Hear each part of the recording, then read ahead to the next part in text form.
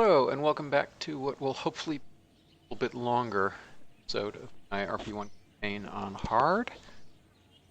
And, right, I was way through building a lunar sample return.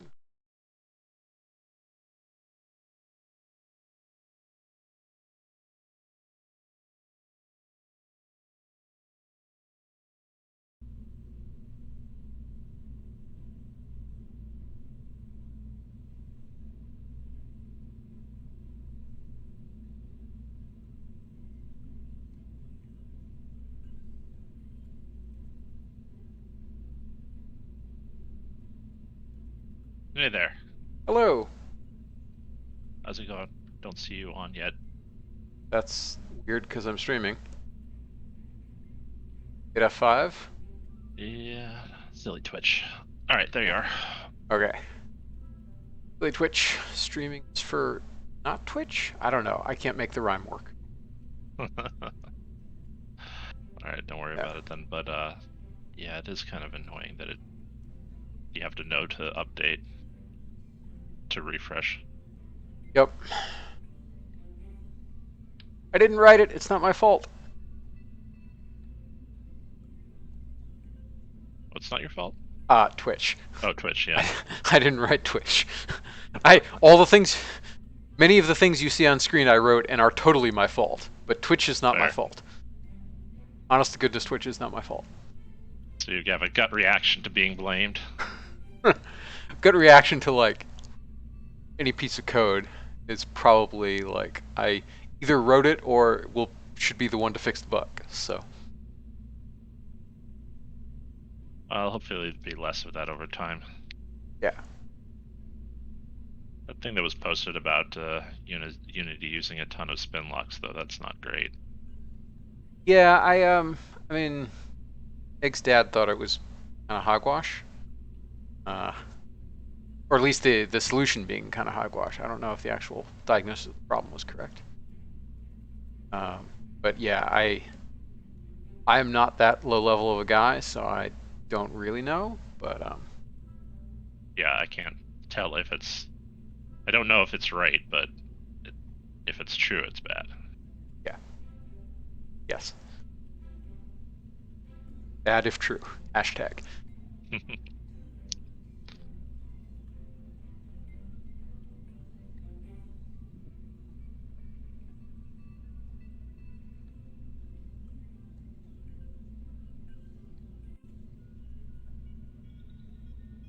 So the problem that I had here was, let's see.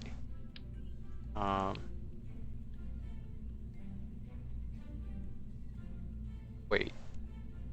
Oh, it's in the same stage? It's strange.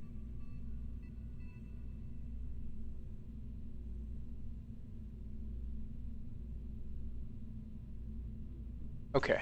Fundamental problem is that there is insufficient avionics in this. That is the.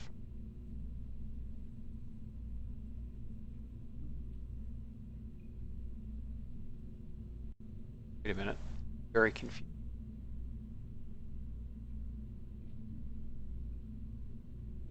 One going to Mars or Venus or what's? I don't even know what you're up to. Lunar sample return. Oh, okay.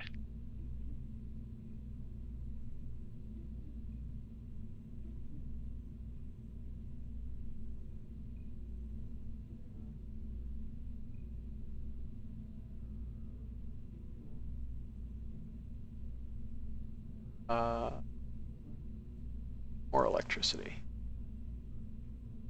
More expensive. But yeah, it's got plenty of delta V. It oh yeah, something was really wrong about my mass. I don't know why it thought my mass was, but this looks fine. So this will be a.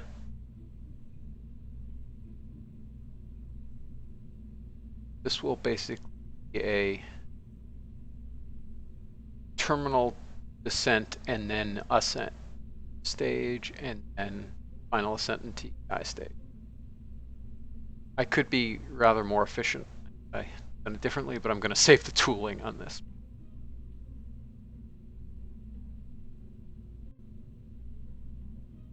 That looks correct. So now we need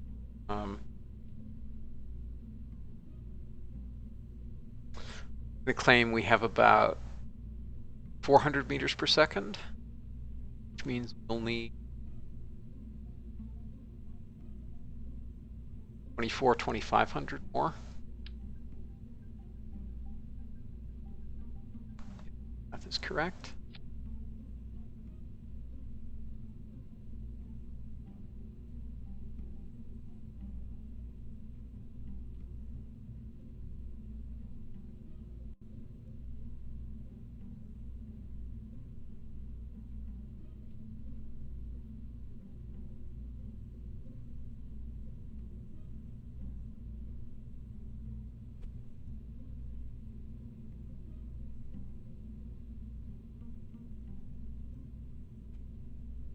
Here's a random thought. I always thought it'd be kind of interesting that if you could add mass to scientific equipment, something like that, to improve it in some fashion, get more science, or get it quicker. Yeah, that would be cool. So I always feel like with so many of my missions, I'm pretty efficient, but I'm going to leave, like a couple 100 meters of delta V spare, and that doesn't seem to be how, NASA operates. They're always like, down to the wire on things. Sometimes they are, sometimes they're not. Like, I mean, for example, the Apollo missions had a bunch of margin. Well, yeah, I mean, okay, that makes sense, but, like with most of their interplanetary stuff, it seems like they're trying to shave off the last as much as they can. Yes. Yes. Because, and I think that's because there aren't really unknowns with that. Yeah. Plus, they can always, like pack on another instrument or give somebody else a chance as a ride along. Yeah.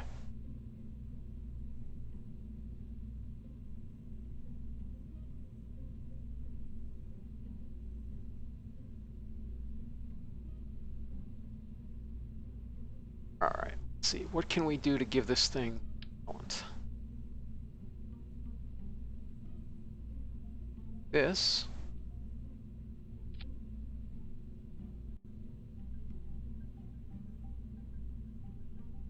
We are nowhere near 2.4 camsec.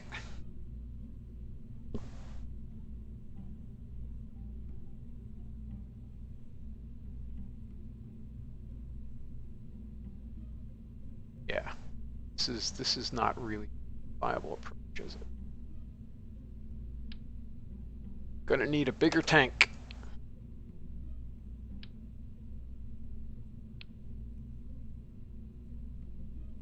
Definitely.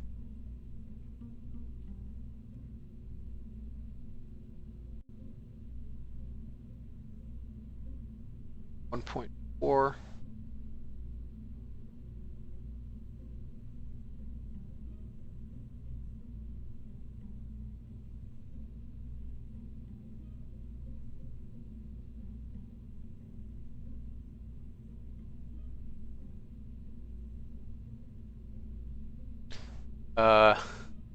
Great.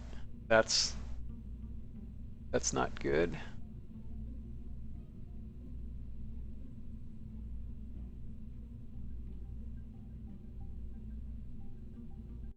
The length is 542 or 1.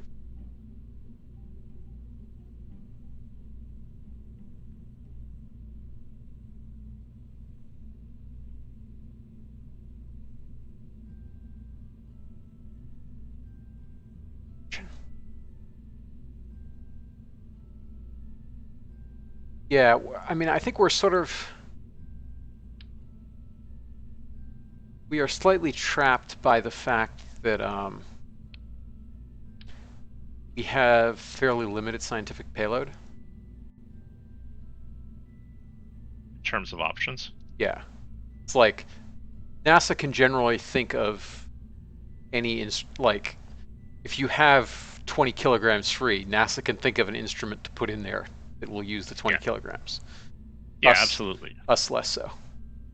That's why I was thinking, okay, well, maybe we could add some parametric change to an existing experiment rather than, try and come up with new ones. Yeah. Doesn't work with KSP Science System to have just, you know, like on the fly new ones.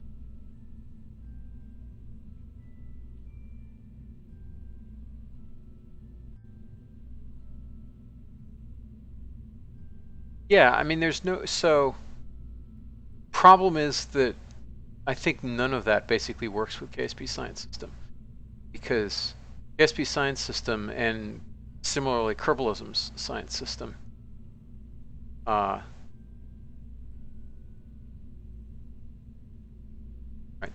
so it's precisely that. Simulate Kerbalism Science System operate on the basis of experiments, not on the basis of parts.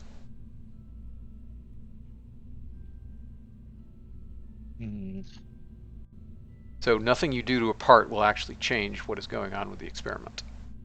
Yeah, I wonder if Kerbalism System allows you flexibility to speed it up at least.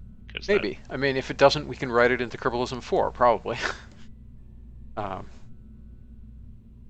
suppose you could always just assign random bonus science points too, outside the system. I know that's silly, but it's how ScanSat works.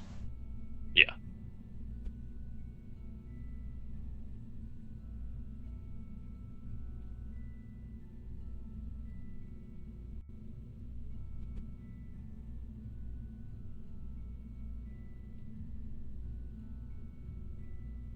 Okay.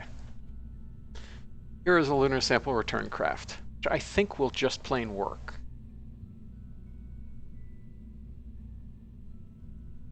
We have the avionics.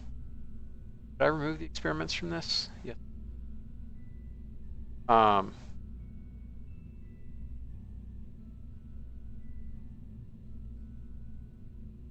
Yes, everything's tooled. Why is it so god-awful expensive, though?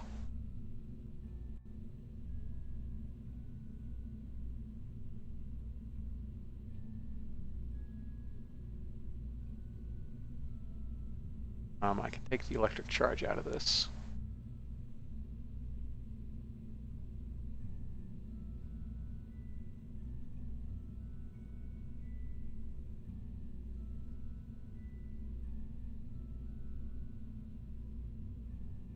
I can also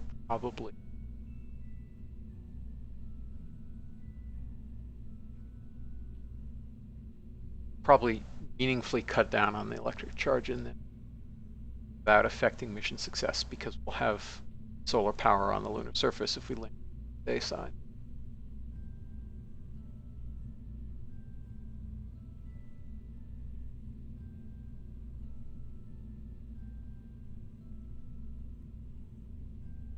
$94.24.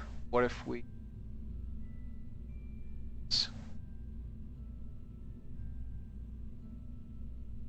Oh, it doesn't actually that much of a difference. So where's all the cost coming from? Just from the avionics? 912.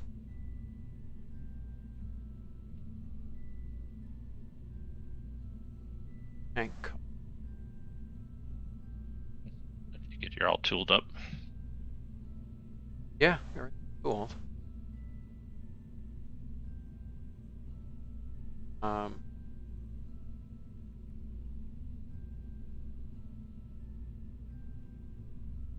Cost is only 50. It's so expensive.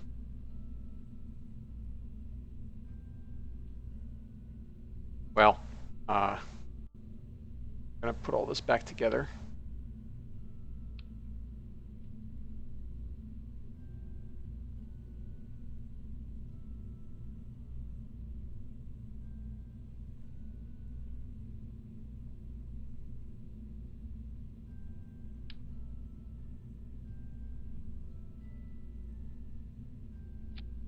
Oh, wrong node.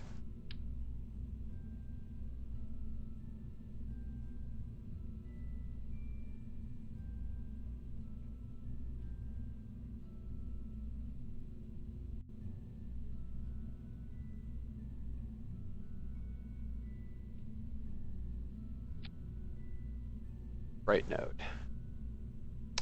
Staging correct. Staging looks correct to me. It's nice. Pleasant surprise.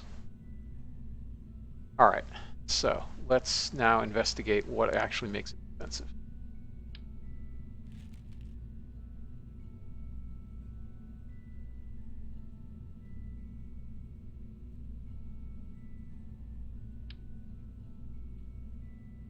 All right, so half the cost is just this.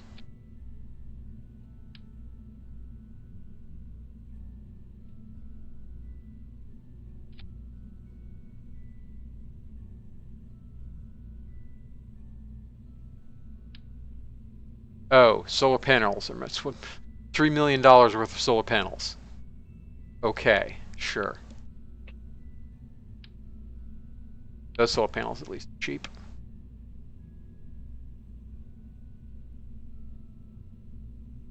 Okay.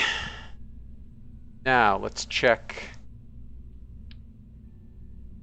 So it's 1,000 funds for $1 million for the engines and the tank.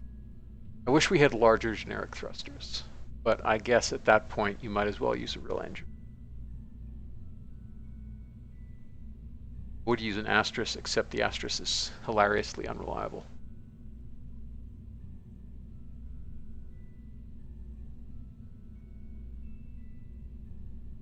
Yeah, those engines at least should be scalable. I mean, the issue with them being scalable, of course, is that why would you ever have a pressure-fed engine? Like, what is the point of an AJ-10 mid or an AJ-10 advanced once you have generic thrusters? If those engines are scalable.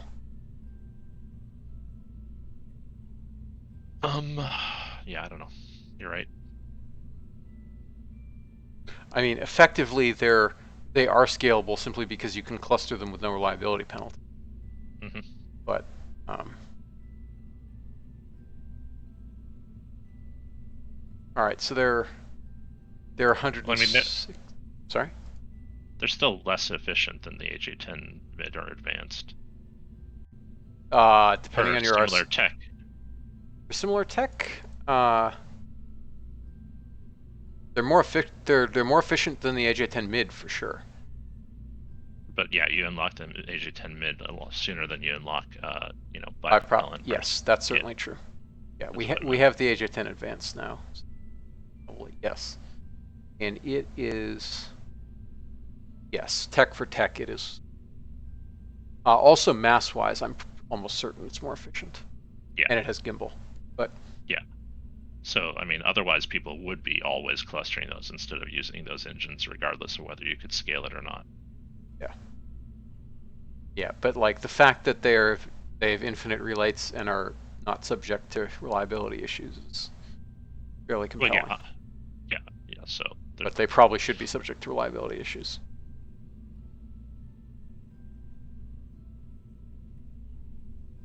Okay, so I guess the tank is kind of expensive. How expensive is the tank? Let's see. 14. Oh, it's the propellants that are probably expensive. Oh, let's find out. Okay, so over $1 million for that. Yeah, the tank is dirt cheap. It's the engines. The RCS is cheap. Tank's dirt cheap. Yeah, only $1 million for this avionics. Fine. Are engines expensive? No, they are really cheap.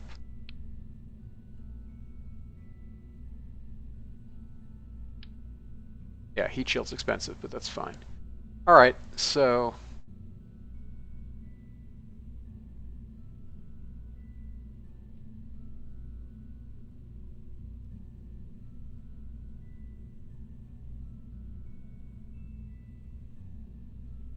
what we've learned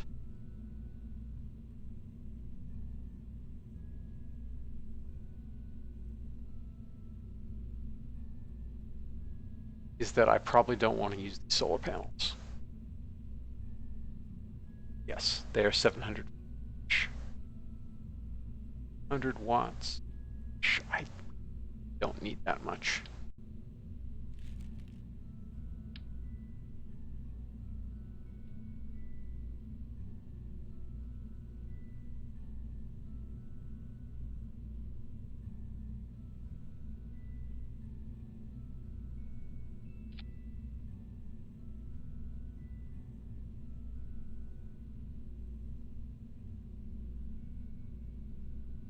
Yeah, that's less than half the price for 2/3 the power. Folding panels are really expensive.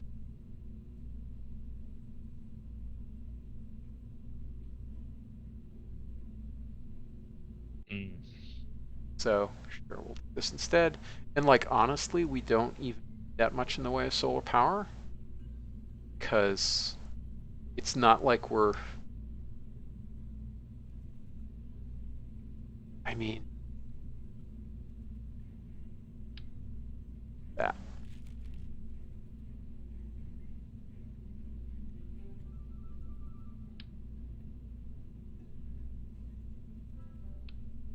What's our battery life if we shut the avionics down?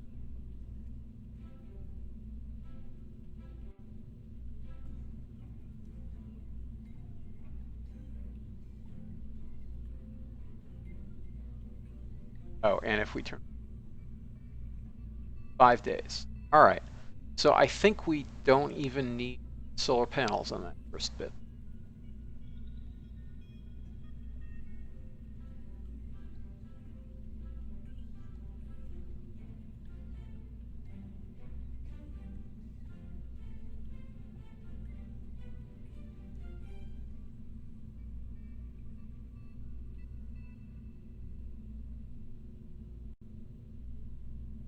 Especially if I give it a more appreciable amount of electric charge.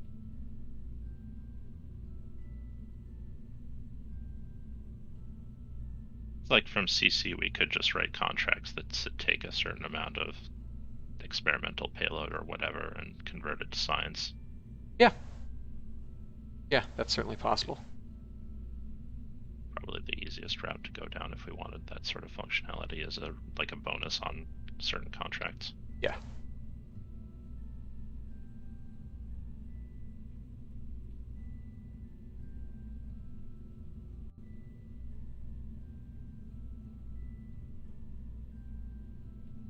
Okay, that saved $3 million. Good. And this is now cheaper than my lunar lander because the lunar landers had that orbiter stage, which had this big solar panel. Okay.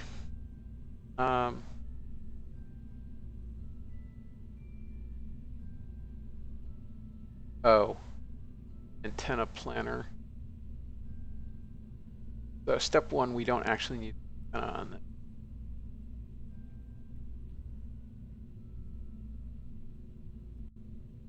This we do.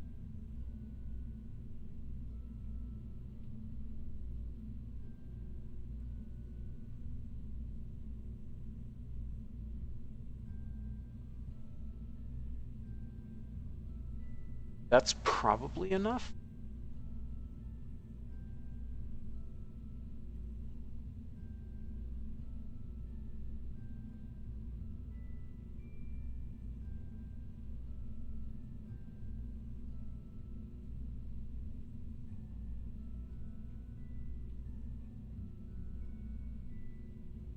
Yes. That's just barely enough. And I'm not going to use digital because you don't actually really need to transmit much at all, because we're going to return all the science.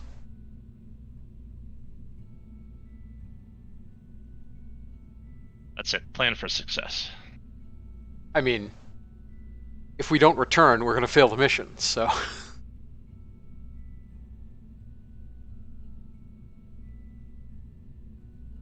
We are going to do a weird thing of entering prograde instead of entering retro. And the RCS will probably burn off. That's fine.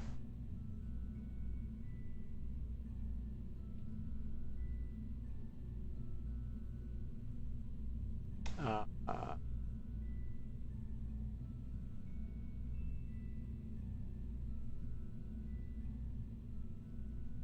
okay, let's flip. build a second one. Sure. Oh, and I should probably at least sim this.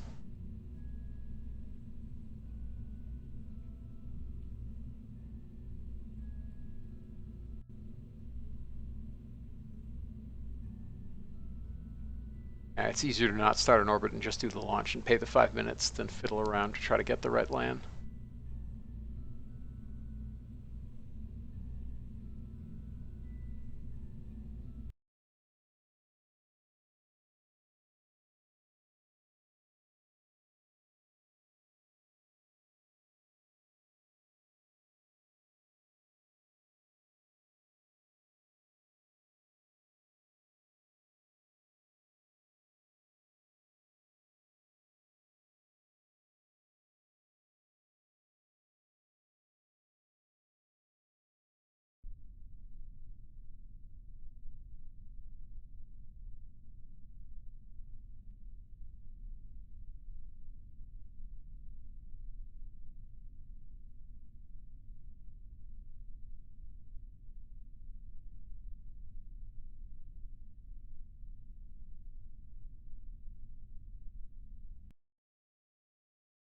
Launched in old days. I get around to switching over to Principia and no longer have that ability.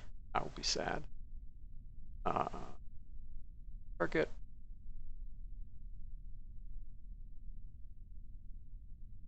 That all looks correct.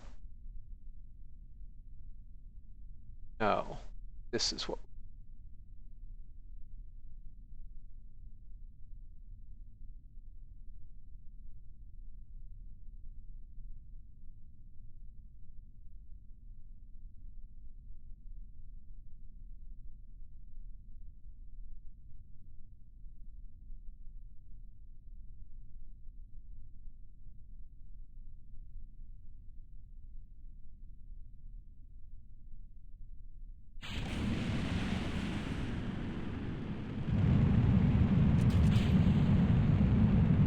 Oh, I'm using the old booster for this. I should use the new booster. I didn't even notice. That will also make it a little cheaper.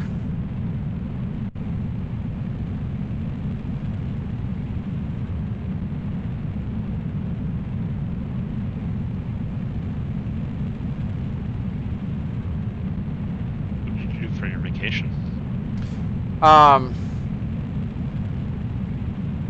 So I was in Hawaii earlier, which, had I known the state Hawaii was going to be in, I probably wouldn't have taken that risk to cause a problem for the island, but got through fine and provided some tourist revenue dollars. So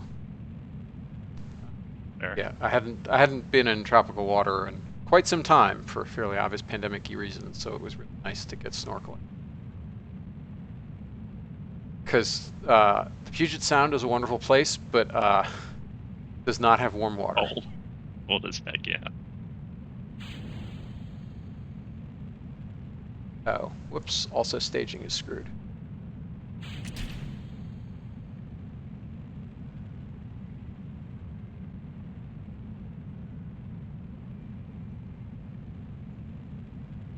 Yeah, it was good. I hadn't been to Hawaii since 2019, so it's pretty nice.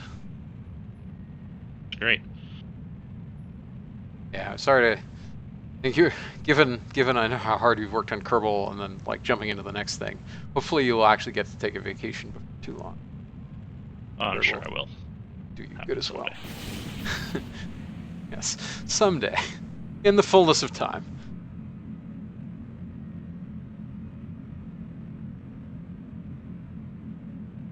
It's at least a big chunk my own fault for wanting to work on stuff more than just taking a vacation and not planning something.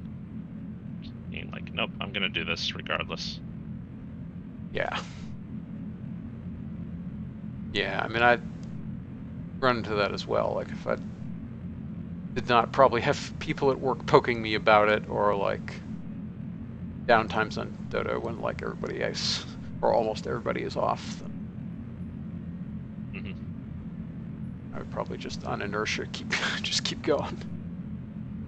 Hey NorCal.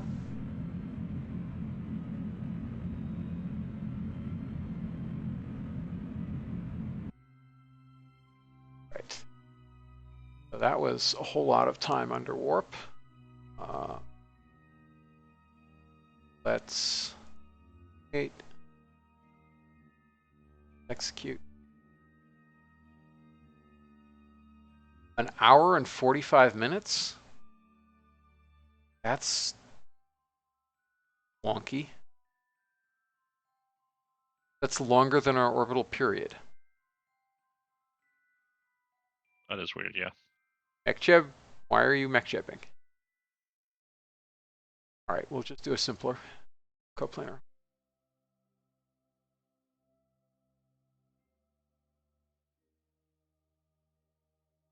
Oh, this whole transfer isn't working. All right, sure. Wait, fine.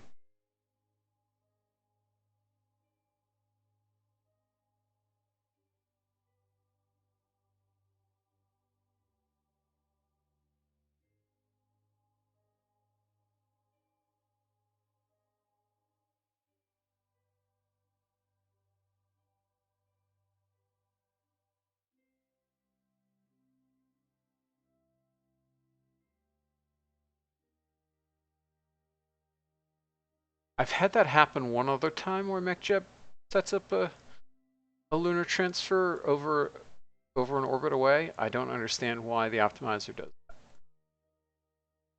that. Fairness, I'm not sure Lamont does either. Because I think if he did, it wouldn't.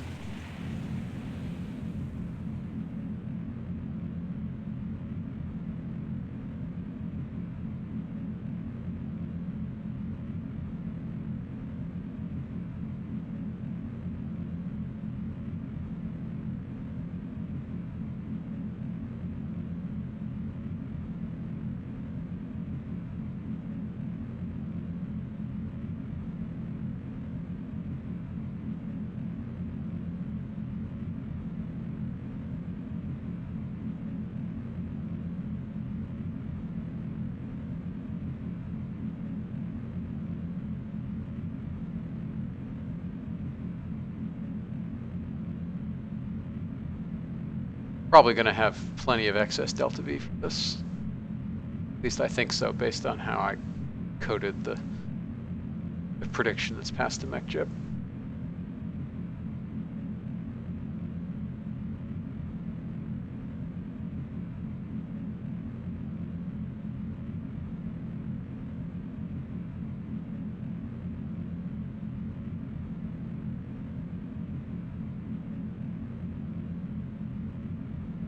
NorCal, that yeah, jury duty is anything but actually time off. I'm sorry you ran through that.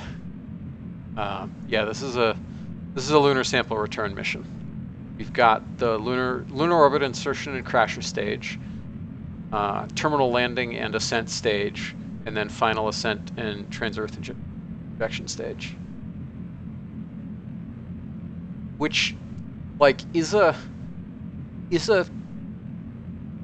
thing I often do with my landers. I realized I did actually the same thing with my human lunar lander in my Rusty campaign, where I had a crasher stage and then a terminal landing stage that also provided half of the ascent, and then a final ascent stage.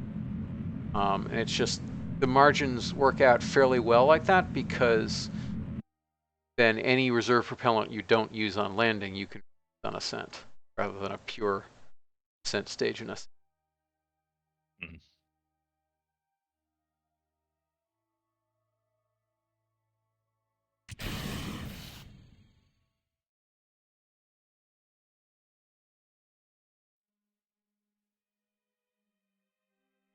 That's good. Long battery life. Wait, what? Oh, I'm. Duh.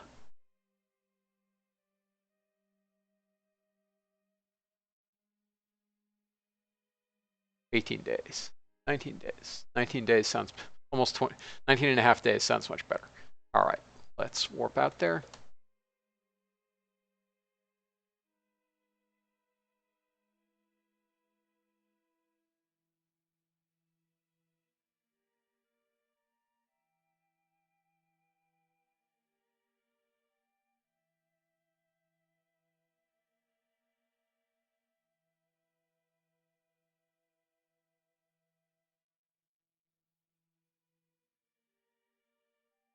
Circularize and perisolium. That's a nice cheap circularization burn.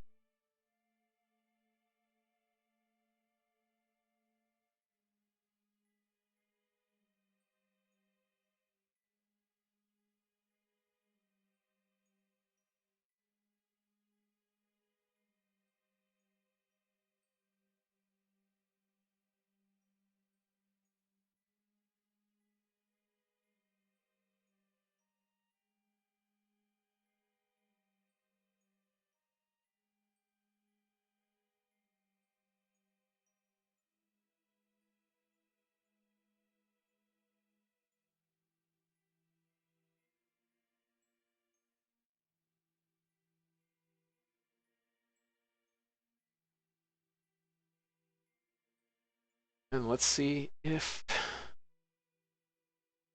I was right in all my...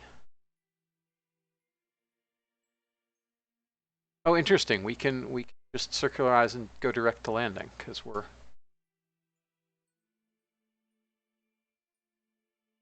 Oh.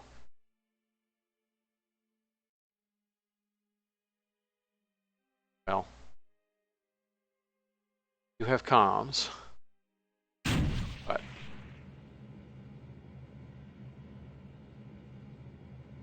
Yeah, you know what? Let's... Sure. Let's just land.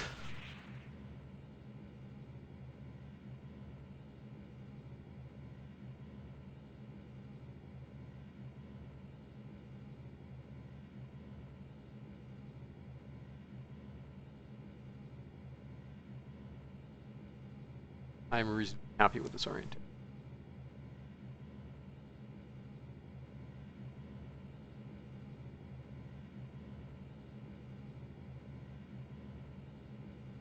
So I'm happy with basically how this part of the design looks. I'm less happy with the fact that there isn't bracing here, and I'm less happy with just a big fat tank down here that looks kind of stupid. But in terms of performance, I think this will perform fine. I mean, you could have added the bracing if you wanted it. Yes, I could have added some struts, but like the stock KSP struts kind of look worse than none in some way.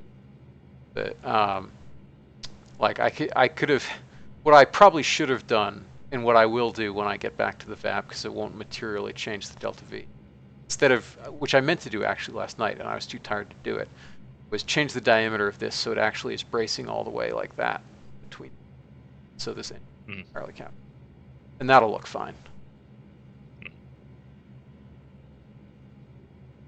Also, if I wasn't scared about colliders hitting each other, I would lower the size of this slightly. So like these were resting here, and that would resting on those tanks, and that would look pretty nice. Mm-hmm.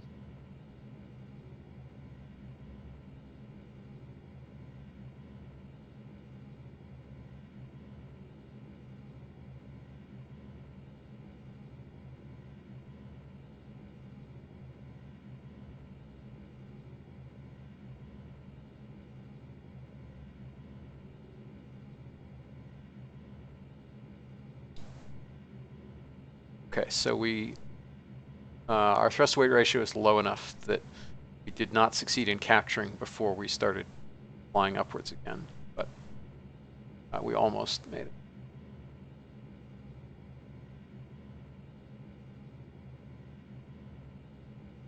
This will be more expensive than it otherwise would be, because cheaper would be to do a minimal capture and then a descent orbit insertion and then a suicide-ish burn / gravity turn, first gravity turn.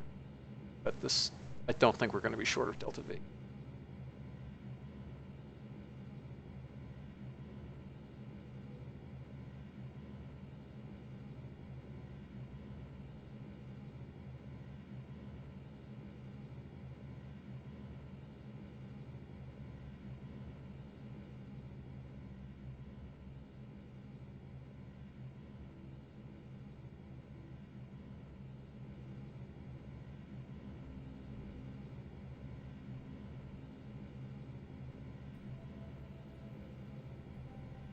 We're also gonna just barely have comms, I think.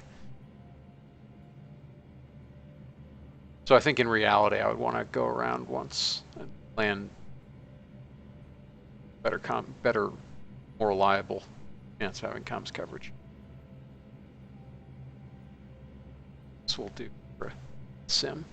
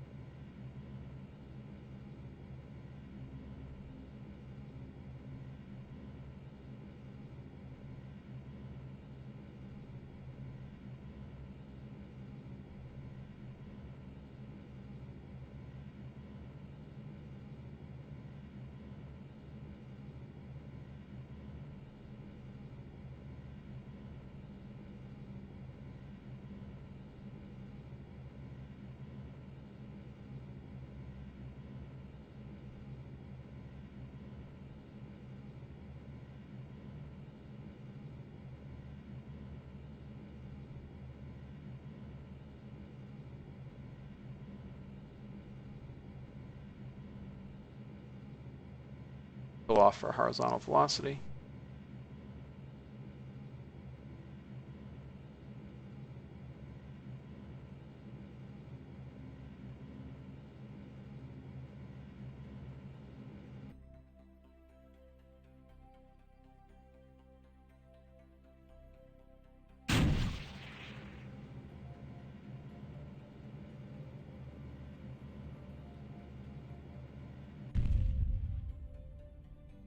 Pretty good.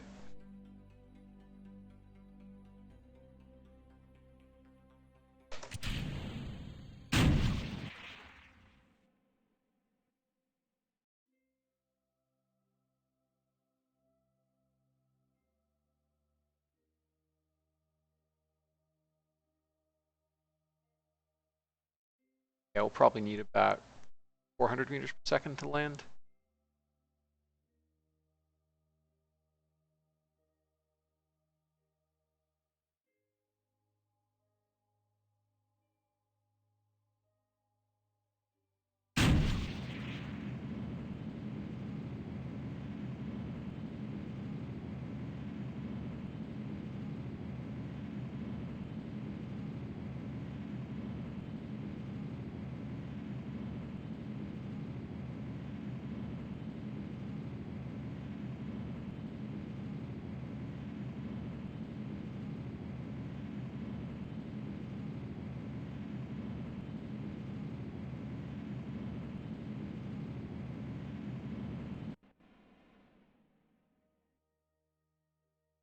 Okay.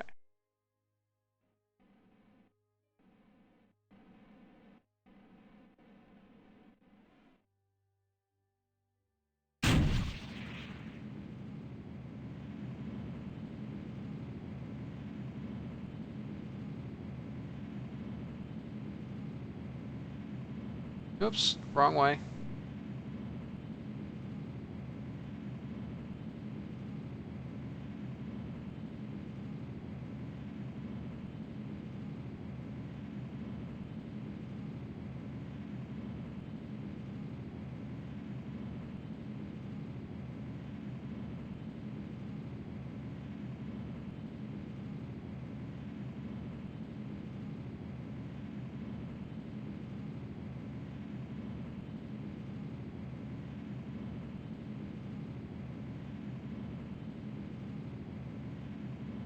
God, that was bad.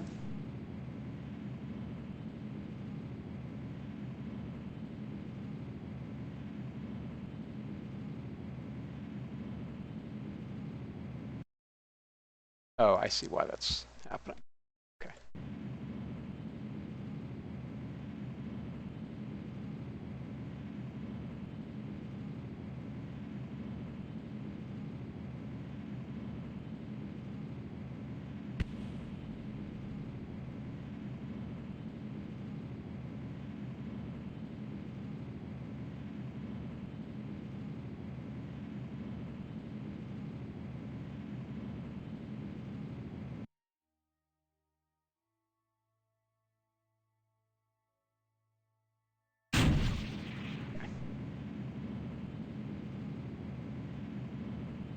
Now, where is the sun?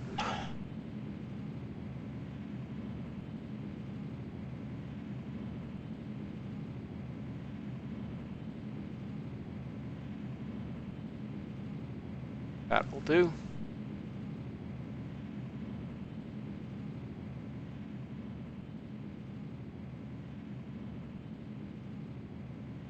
Probe doesn't actually look that different from a lot of the real lunar sample return missions.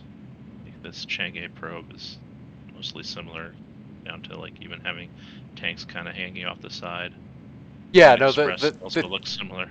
yeah, the tank's hanging off the side part. Oh God, it's this whole gap thing here, where it's not braced. That's the thing that's slightly incorrect.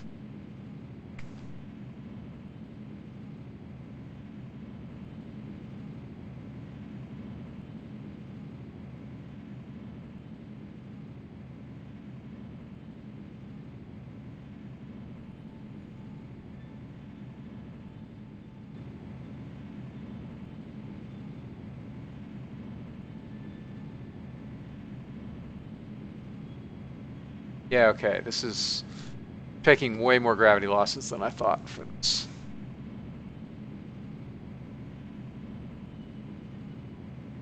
Problem of coming in high.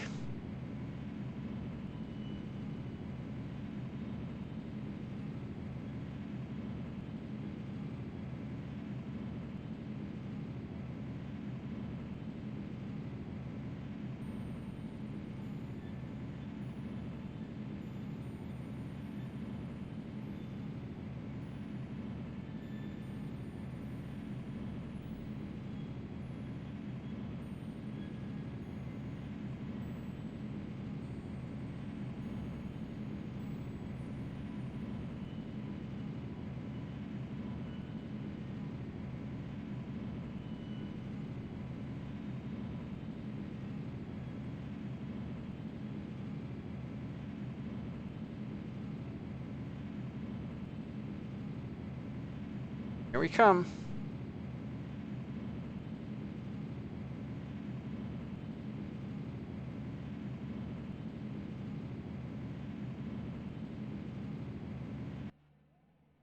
Oh, shoot.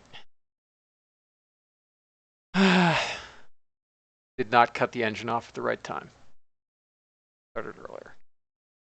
Well, this is fine because I'll just start my ascent now.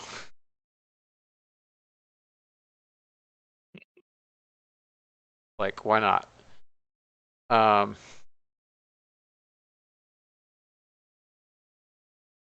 Heading 90, pitch 85, execute.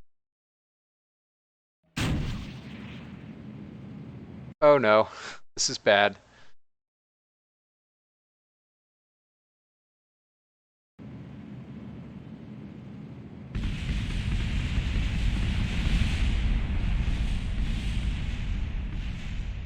Yeah, okay, sure. Well, I have confidence in the rest of it working, so I'm not going to sim the rest of it. Seems like your descent stage TWR might be a little low. It's fine. Like 1.8. I was throttled down some. Yeah, I know, I saw. But you're also relying it on an ascent stage, so you're going to take gravity losses.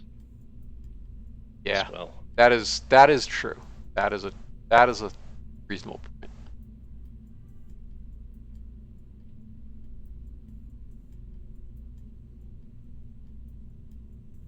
But yeah, I do think, I guess I do want a little more margin. Looks like most of the probes use a smaller engine, I mean overall engine size, as well as tucking it in more to the fuel at the top part. And then some of them are just using what looks like landing legs to kind of sit on top of their lander.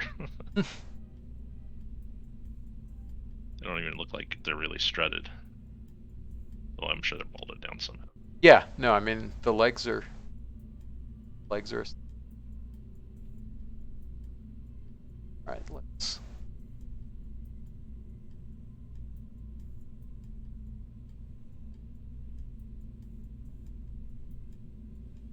don't need that much.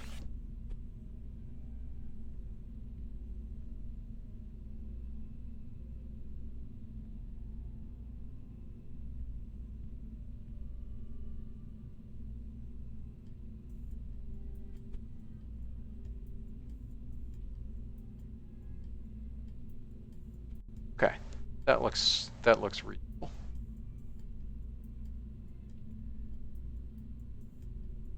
This can be shorter.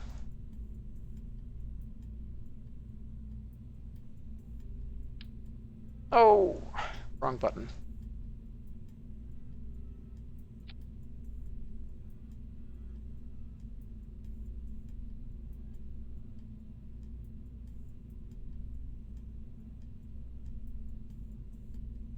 Okay, that looks pretty good.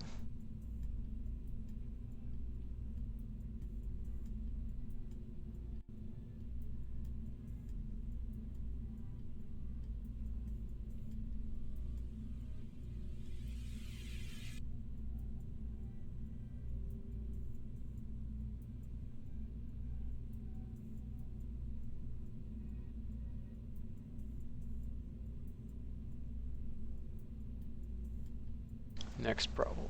Do I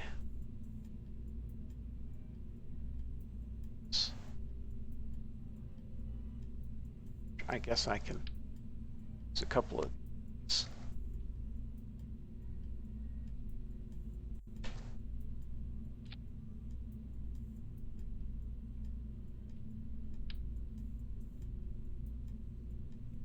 $23.6.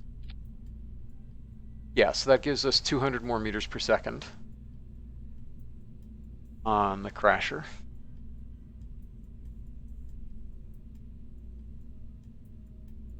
Which is fine.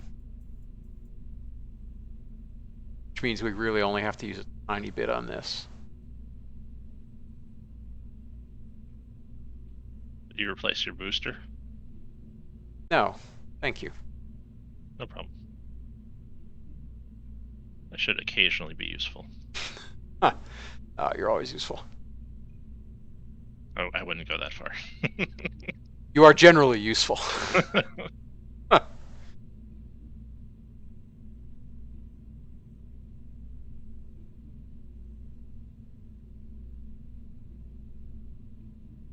Bye-bye. Also bye-bye. And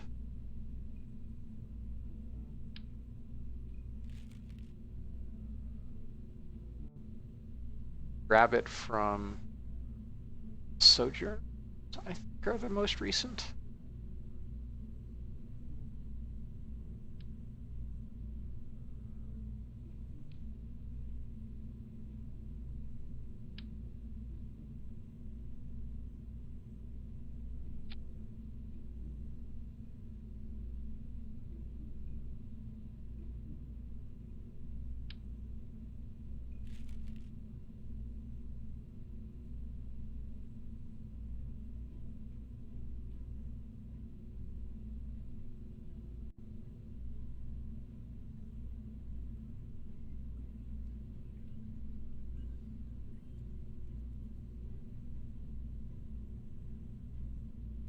Yeah, the gravity losses on ascent are going to be kind of painful.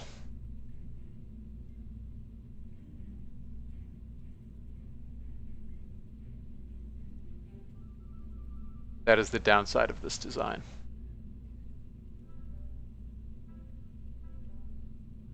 You can always just put on a little bit more engine. But I mean, you have the Delta V, so it's not really necessary. Yeah, I mean, we have, what do we have?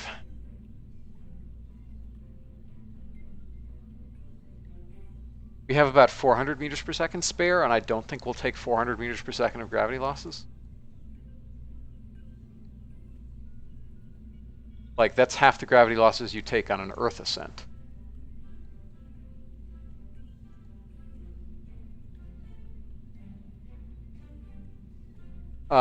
Sorry, that's not correct. If you combine gravity and steering losses, like, that's about a quarter of the gravity losses. But still, I think it'll be fine.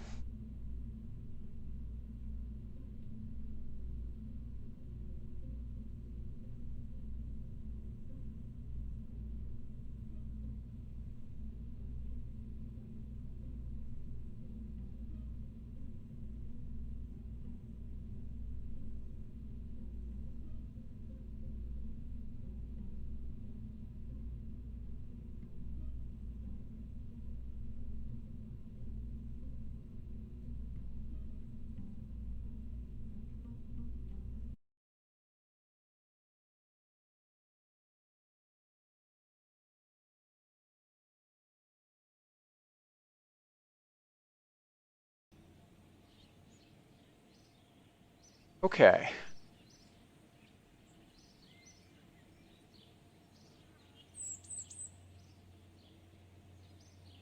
$149 and 79 plus 77. Yeah, okay. So I guess we'll launch these things first, unless we can afford to upgrade, but I don't can because I have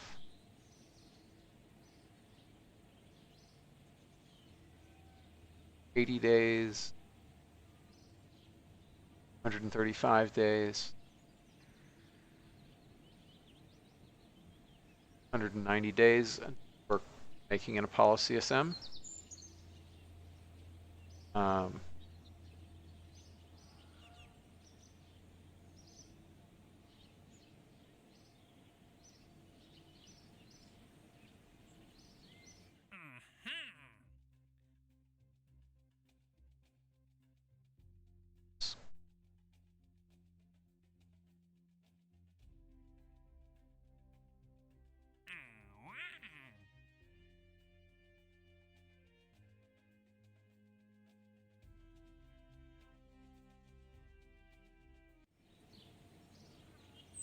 we can afford to spend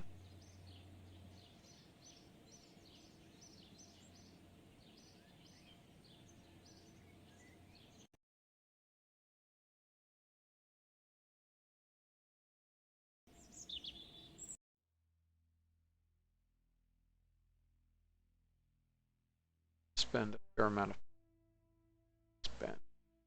Well, 400, yeah, 400 funds each, 400K funds. Plus however much the service module is. 98, so 500K fund. Spend about 300K on upgrades, I think. Well, I'll spend 200K just for now.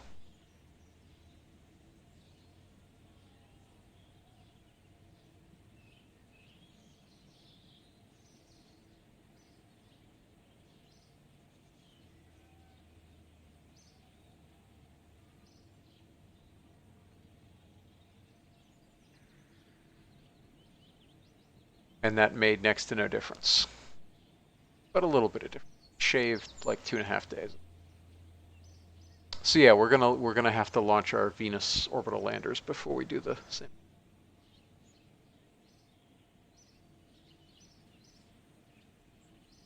It's a shame. I was hoping to see the return mission go off. Yeah. Maybe we'll still manage. Yeah, I mean the launches are fast. All they have to be is launches. Yeah.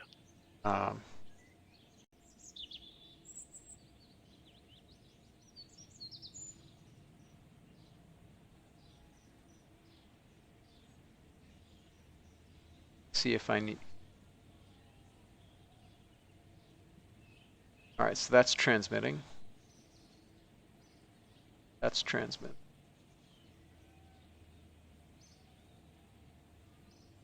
That's transmitted almost all of its data. That has transmitted all of its data.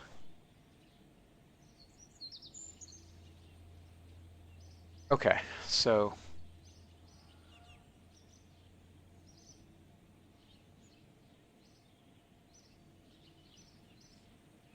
all right, it's time to warp, I guess.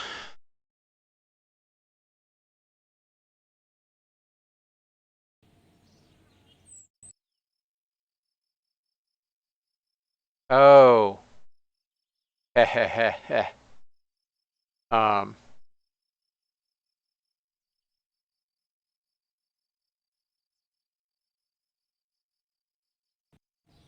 Guess what? We get to scrap these and requeue them. Oh, how come? Because we just unlocked TL3 for RCS. Okay. That will give us a hefty boost in Delta V.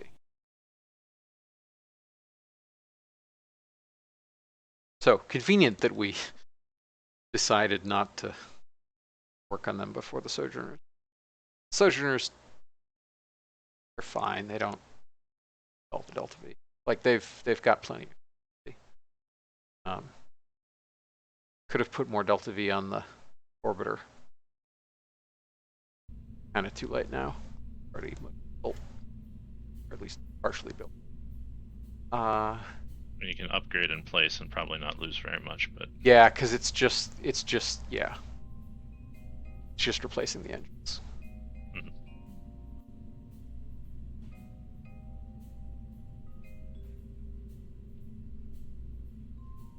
Especially because they're pump fed. So I don't actually gain that much because I'm using the sprayer verniers that are already that aren't. But that did appreciably increase our delta V.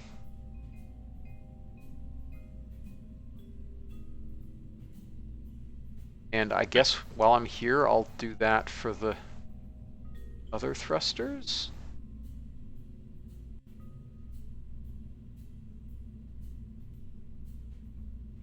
A little bit helps. I mean, they do cost a little more. Yeah, but not enough to. Not enough to change the build points that much.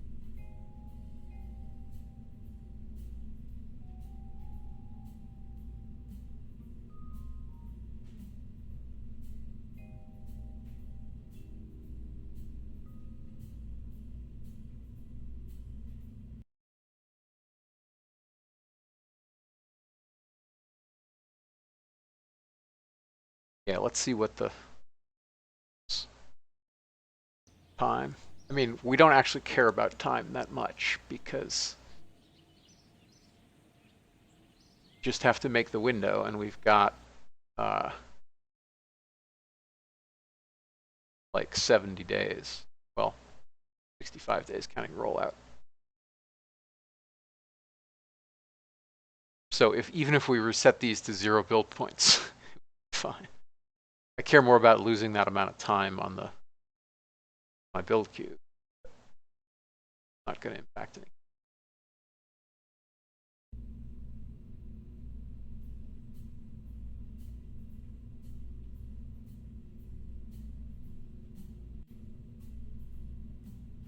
I'm also annoyed at not using. Oh, wait. Good thing I was really out of it last night. This thing has RCS thrusters and no RCS propellant.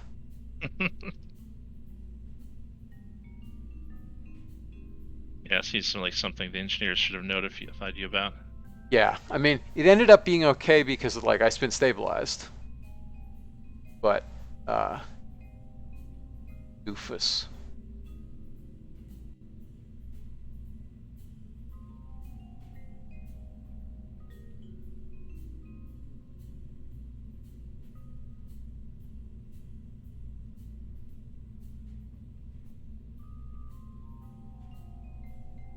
Oh, no, it totally does. I did fix it. There's the little tank. Knew I fixed that.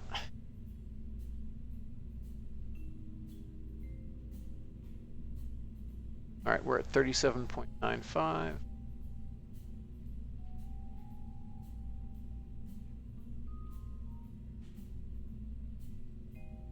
Lost 0.5%. I think we'll survive.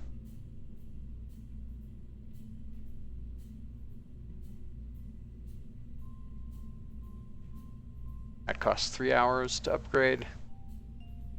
These will cost more than 3 hours. It's 12 hours. That's fine. I think we can.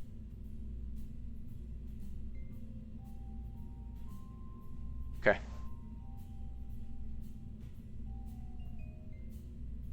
And yes, that definitely gave us more delta V.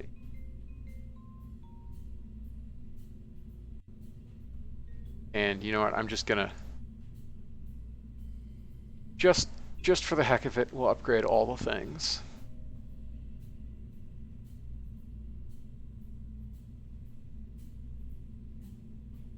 That only cost 1 hour.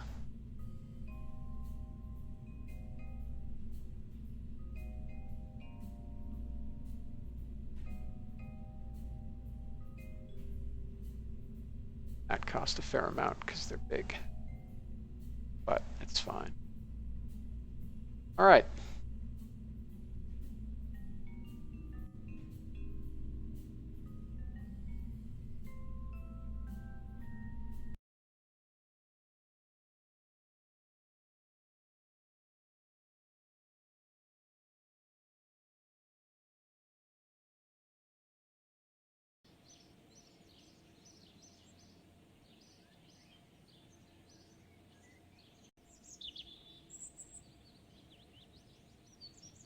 Edit the other one.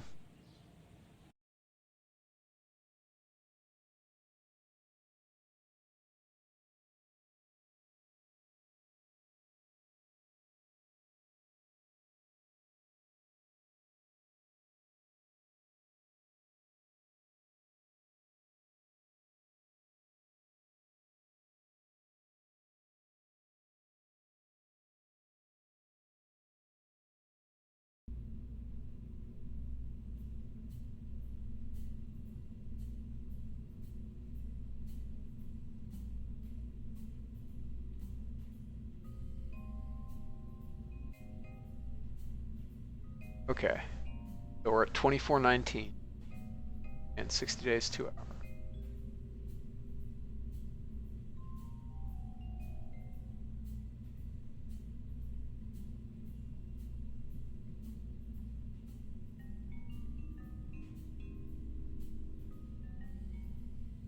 $130 meters per second. Not bad. Take it. If I were really smart, I might do something funny about different experiments, but we're actually flying all the experiments on each of them. So.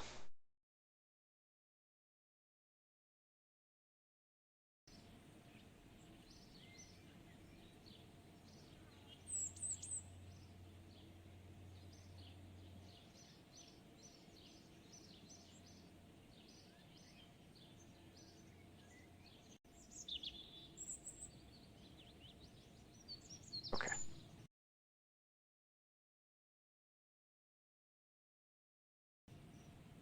$53.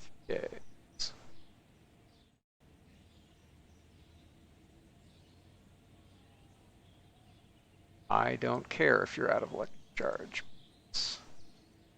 Get it back when the moon is out of shadow.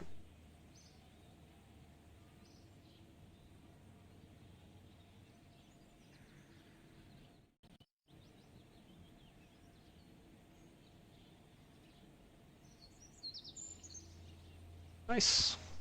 More upgrades.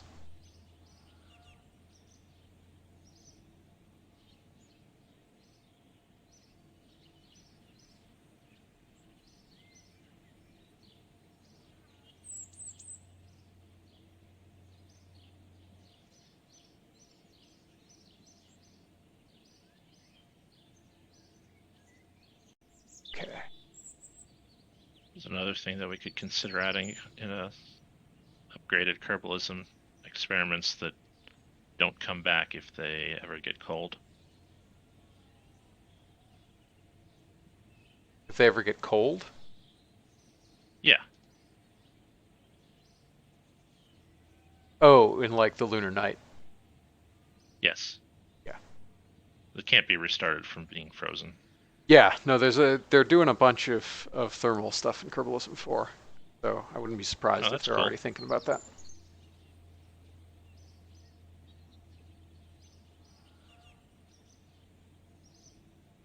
Okay, is there any quick mission we can fly before the lunar sample return before that? That is no. Like there's this, but it's just not worth my time.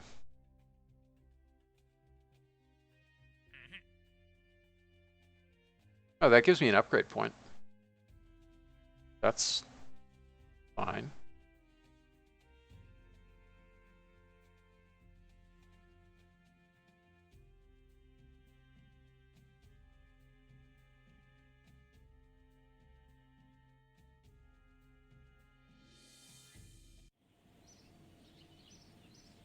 But that is definitely not a quick build contract. All right, so I guess we'll roll these things out.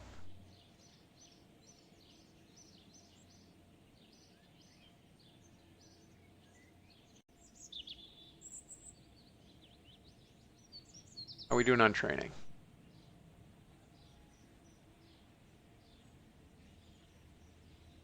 Oh no, I forgot to start them training for Apollo. Oh no, that's not. That happens to me lots.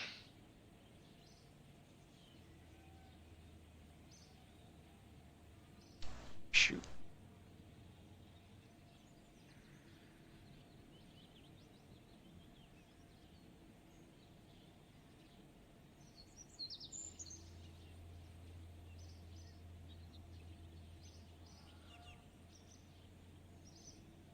Yeah, so I think I lost 150 days of training time.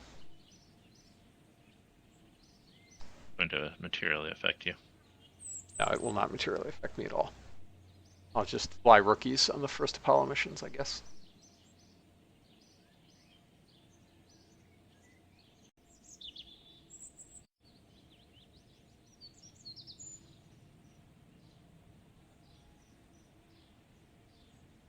Okay.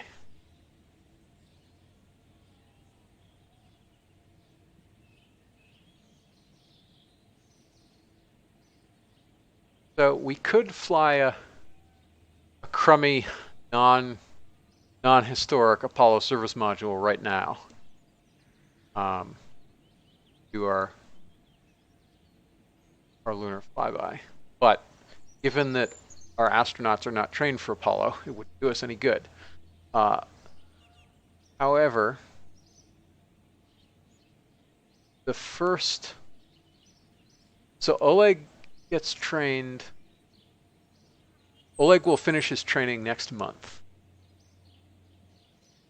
So we would technically be able to do a truly minimalistic. We could do a lunar free return.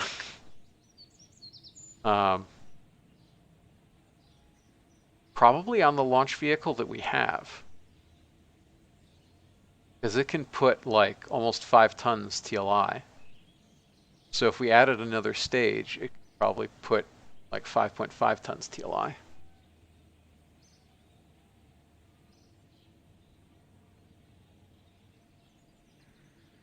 That would probably be an Apollo service module. The problem is we wouldn't have the power. So it would have to be on a Gemini. So, wait, do it right.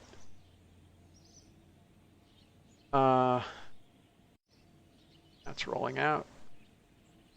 Then the next one comes ready, and it will be the first thing that will launch from LC-34. It'll be more expensive, but it'll let us launch both probes basically at once rather than waiting for the pad to.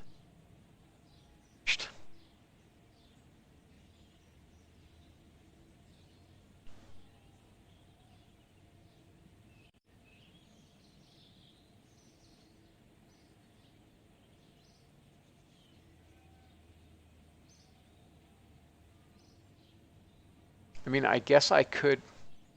No, I don't want to spend 40. I don't want to spend $40 million to rush build these things just so I can launch them before the Sojourners. It's fine. Yeah, I wouldn't do that. Yes, I care about you being around for the lunar sample return, but not at the cost of like $160 million. I mean, if you fly it this weekend, I'll likely be around. So. Well, I You don't have personally, to fly this weekend specifically, so I'll be around. That's right, you're going. yeah, I'm flying Sunday morning, so it's Sure. tonight or tomorrow night. If you fly it next week, there's a good chance I'll be around. Yeah, but I don't think I will really be able to stream. I'll probably be able to develop, but I'll be able to. Like, I don't think the. So. Tell you what, if you ping me on Discord, there's a good chance I'll be around. Yeah, I'm just thinking like I don't have enough screen real estate as it is, and the laptop has a 1080p screen, and like I can borrow my dad's monitor, but his monitor is 1080p, so like that doesn't actually fix it. Ouch. Yeah, it's also the laptop only has like 8 gigs of RAM, so might have to do some do some surgery on my install. No, 16 gigs of RAM. 16 gigs. No, I think 8 gigs of RAM. That's what my old laptop had. All right. Should be fine with that as long as you trim down Yeah, if I RSS textures. yeah. Well, I don't want to trim the RSS textures. I'll trim some parts that I'm not using.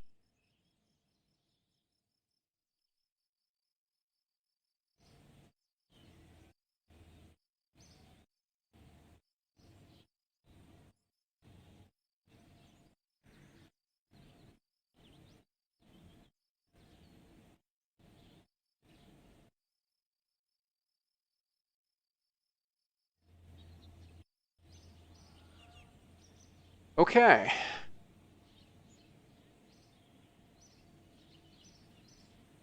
Let us go to Venus.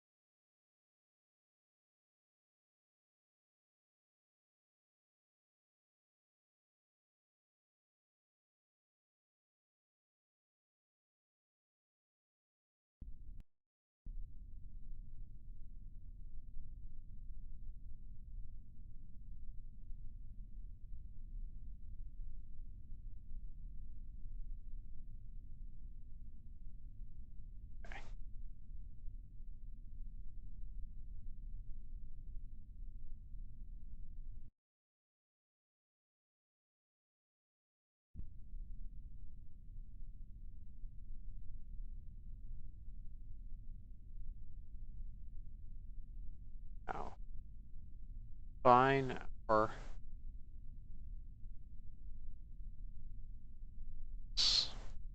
Jack 5 is close enough. Final orbit. It is 9th, May 30.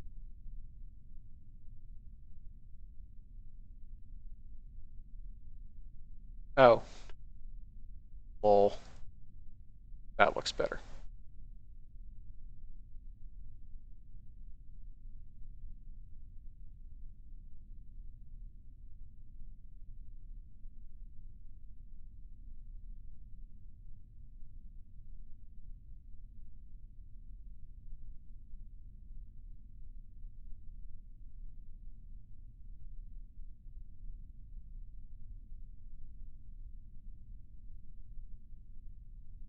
I want to go to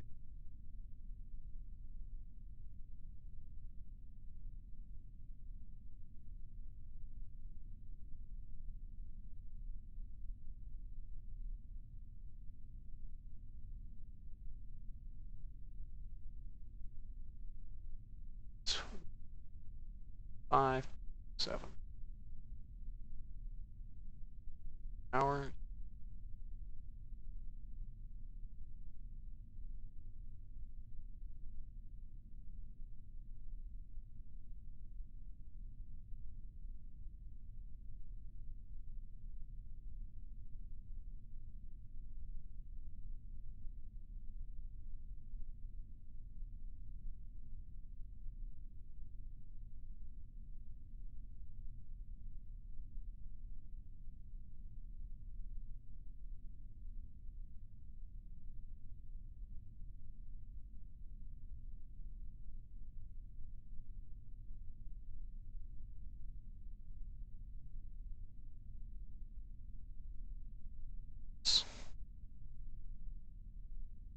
Seven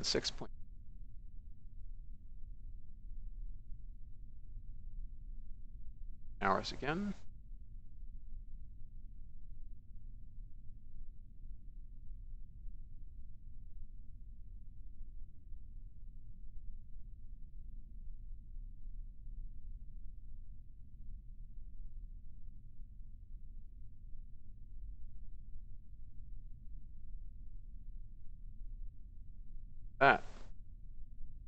That looks about right. 176.2 is 13 hours and 48 minutes. So we're off by an hour.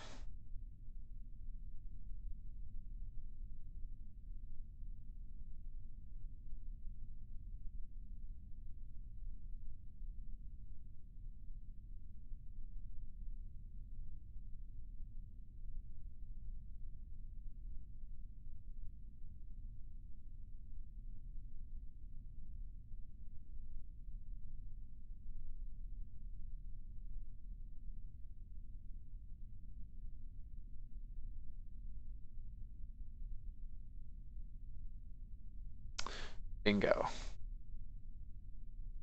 76 point. That is as close as it gets.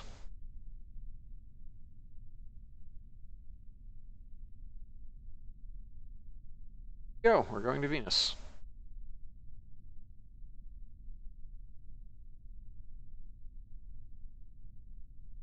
Dawn launch, I guess.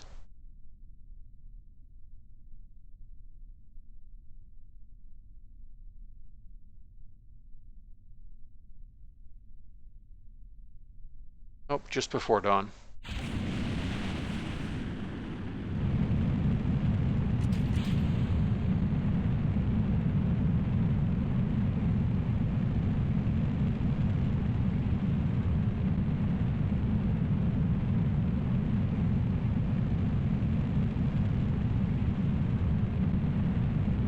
Good old H1 engines. I really do appreciate how much this looks like a Saturn V, a miniature Saturn V. Like, it's got 5-engine Kerlock stage, and then a hydrolock stage, and then a small insertion and ejection hydrolock stage. Pretty funny.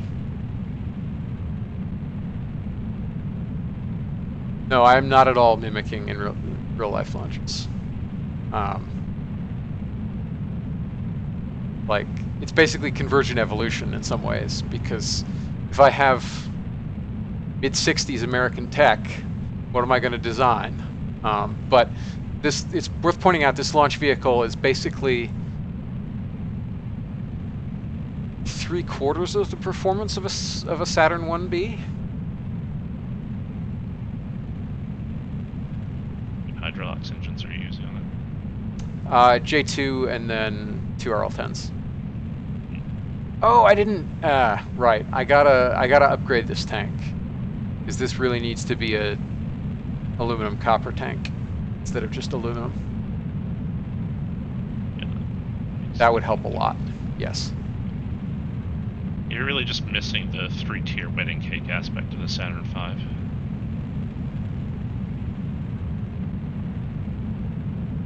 How so? Like, this is 3 stages. It is 3 stages, but not 3 diameters. Saturn V was only 2 diameters. Always looked like it was 3 diameters to me. No. S2 was the same diameter as S1C. 33 feet. Yeah, but there's the fairing that kind of goes up to the service and command module that makes it look like. Oh, third yeah. diameter. No, I don't have a slaw. Slaw.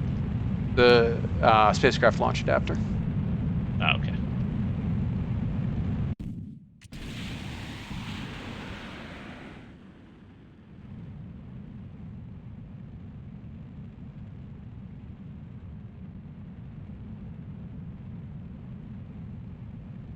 Yeah, this looks a bit more like the Skylab launch, even though this is a real stage, not a base station. Yeah, fair.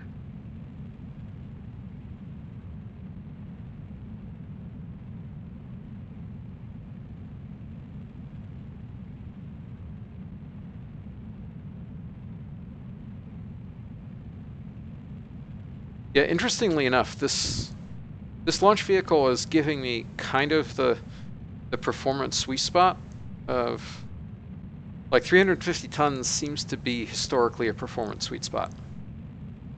I mean, it's better with hydrolocks, but like, that's if Titan 3C were not solid, it would probably have been about 350 tons and maybe a little heavier. And like the Falcon 9 and the ELVs, or what are they now? NSSSLs or something?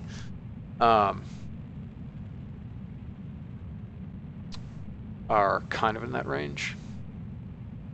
Yeah, and I have about, I think this what is this, 12, 13 tons to low Earth orbit, and about 5 tons to C0.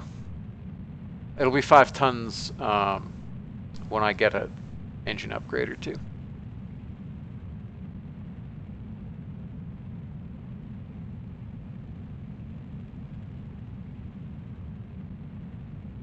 It must just be a quirk that they're all landing in that range. So historically, at least in the last 30 years, 40 years, something in the 20 tons to orbit range is a pretty common and useful commercial payload.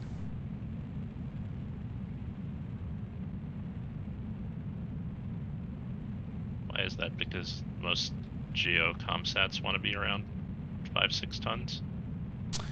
Yeah, I think also there was, at least in the U.S., there was a bunch of specialization based off shuttle payload bay size and payload mass to orbit. Like, its up mass was more than 20 tons, but due to like balance constraints, couldn't do that much more usually. And for the Russians, like with Proton, hit about 20 tons. And then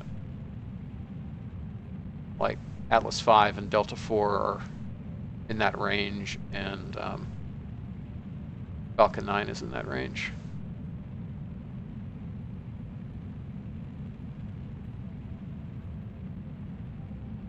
Yeah, conversely, there's just not a lot of, there does not seem to be a lot of desire for 40 ton.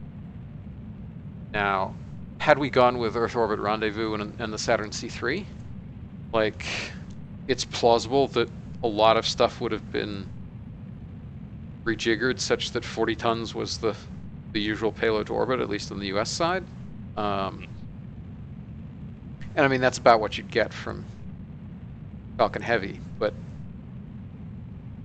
Starship is going to do weird things. I don't know. That's all going to be. And we also have not seen many Falcon Heavy launches. Right. Yeah, it's like, wait, 40 tons is sort of that, like, that unhappy point between the maximum you can realistically afford as a commercial operation, and if you're a government and you want to throw up a monoblock space station or something, you want a payload of about 100 tons. Like 40 tons is just not really that useful to anybody.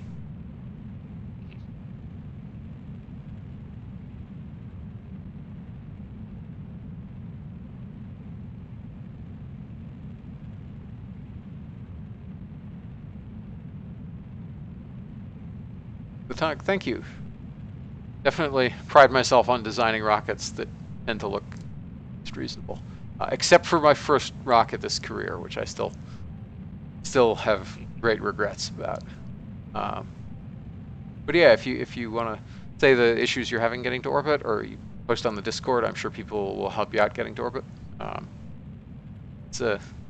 Getting to orbit in RP-1 is not easy.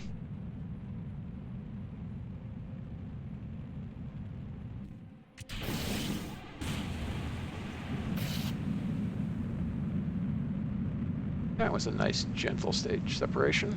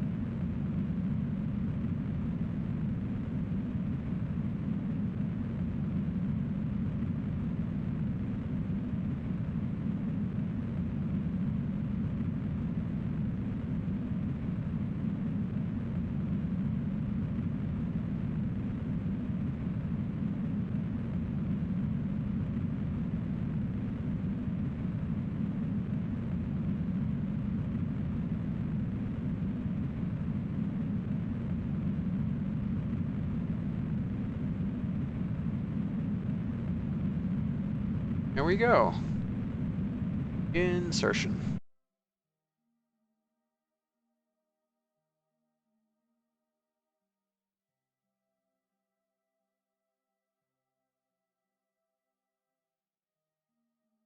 So let's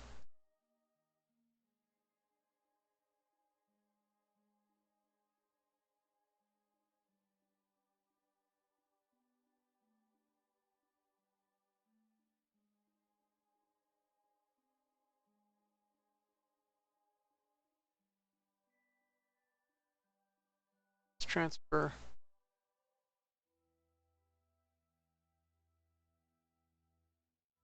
Claims the best will be in 9 days.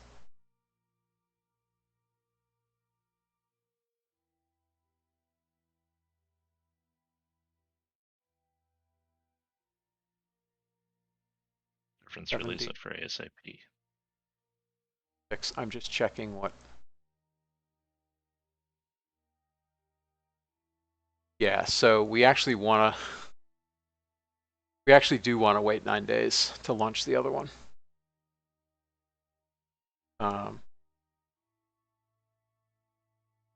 Because we'll save a bunch on the capture. But we already launched this one, so I guess we're going now.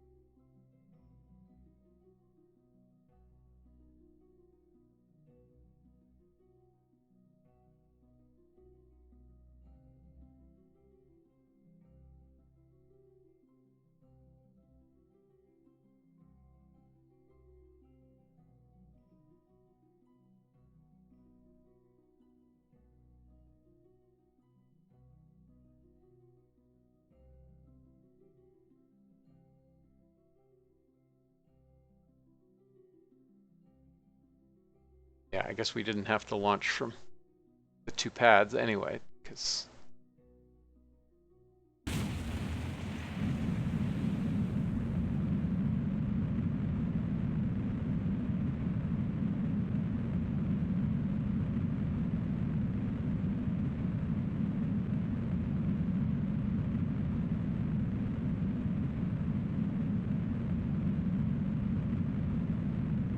so the TOG, I highly recommend you following the installation guide on the wiki, which has you use the RP-1 Express install, and that will give you a very reasonable mod list.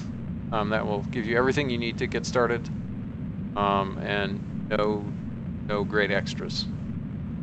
And in particular, I certainly suggest, like, if you mean by the guidance mod MechJeb, I highly recommend you have MechJeb installed. MechJeb right now is the only information mod that will actually give you accurate information. As far as I know, the pull request to KER hasn't been accepted yet.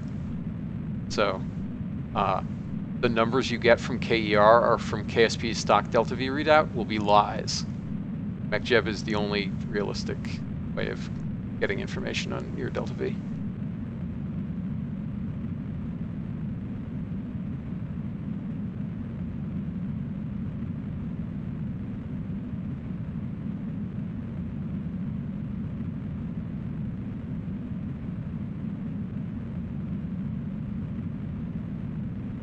But yeah, generally for your first launches, you probably will need to do something like Juno 1, where you launch something that then coasts up to apogee, and then you have some sort of insertion stage to actually fire at apogee and place you in orbit.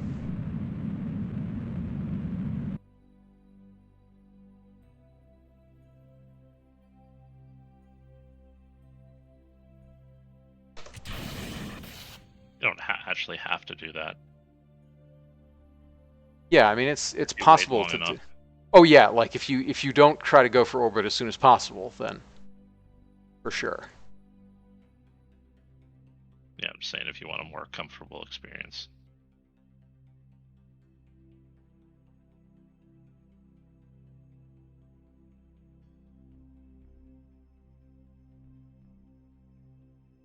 Okay, well we actually have an encounter. That's impressive.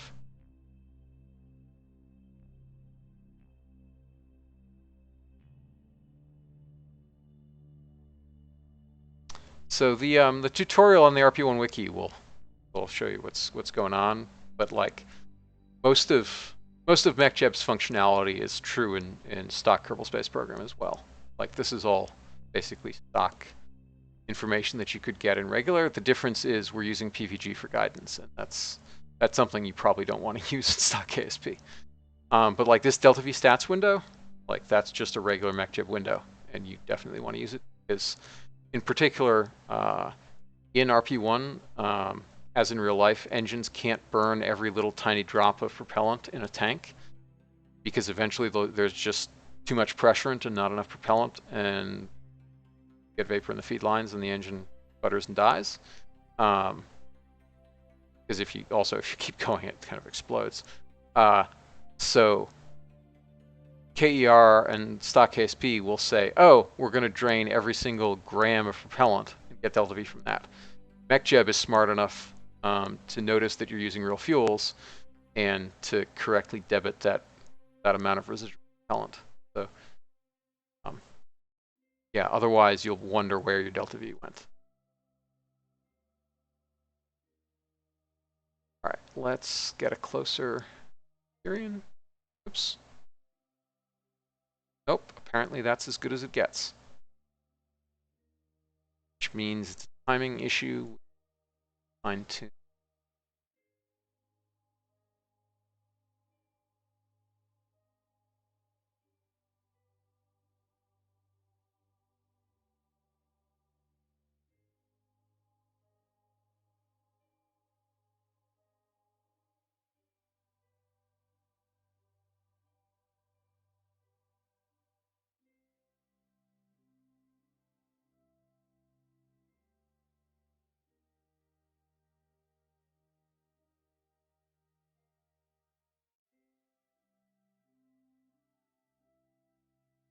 Power. 5%? That's probably enough. Let's find out. Yeah, that's fine.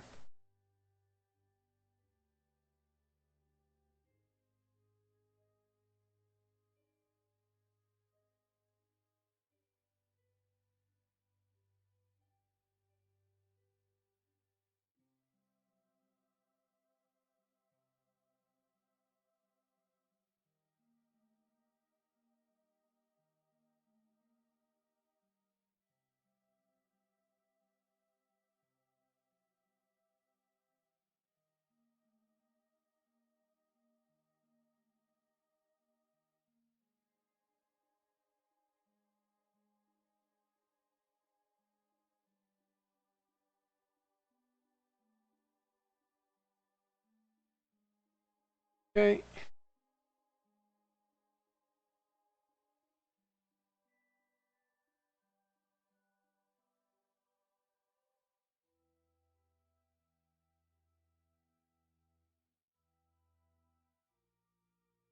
The other one. So in about 5 days, we want to start the other thing. Get it going.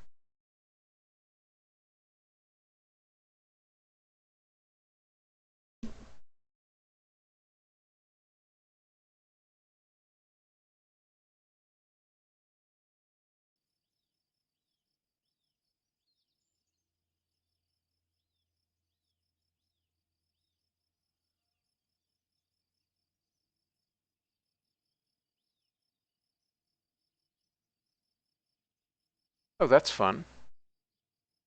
I guess we can.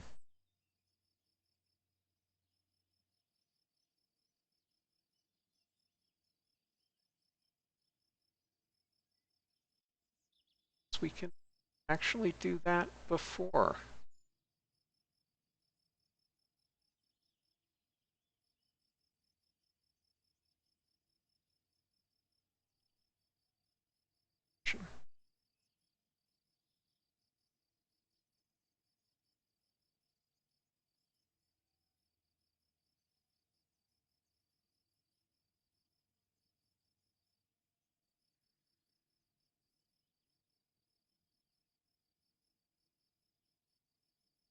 Yeah, I don't know why it wanted us to launch then. 'Cause this is in agreement that that's exactly when we should launch.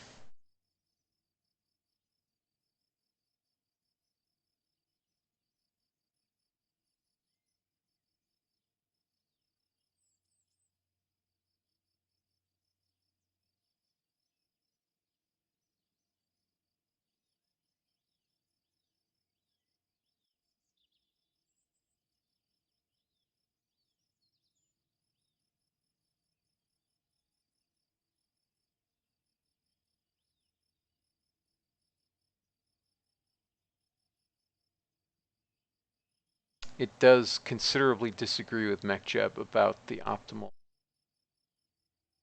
trajectory.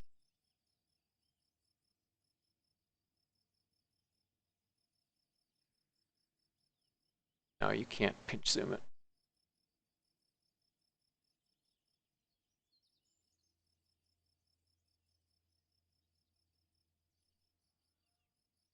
Yeah, MechJeb was claiming that we would have an insertion of below 3 km sec. I'm not seeing that on this pork chop plot.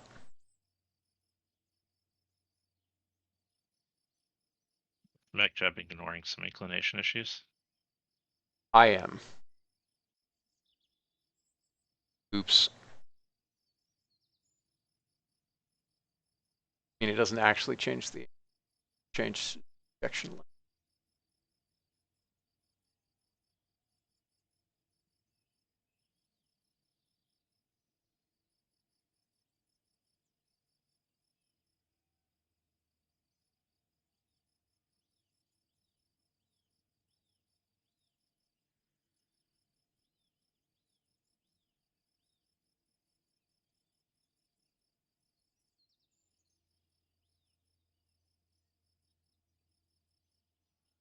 Oh, I see what it's doing. It's optimizing for the ejection delta V, not the total delta V. Whereas MechJeb optimizes for the total delta. Makes sense. Yeah, because this is a more expensive ejection, but a cheaper insertion. But in the main, you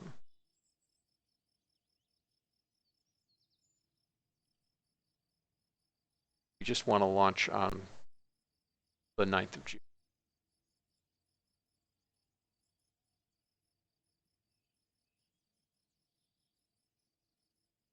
Which means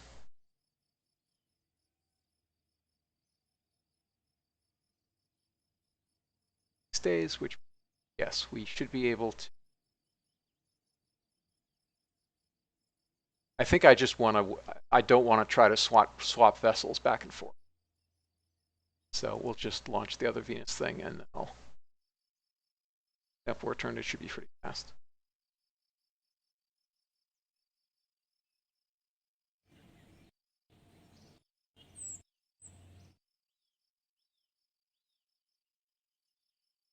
Okay.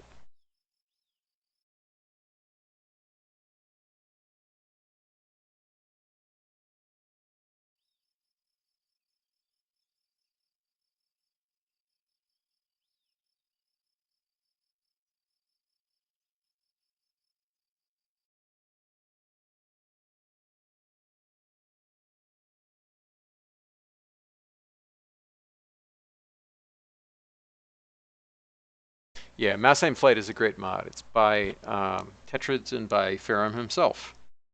And it's real good. You watch the early videos of me in the playlist. I link the YouTube playlist. I upload all these.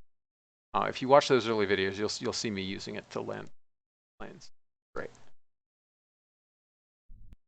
It's basically like modeled on the mouse controls of War Thunder.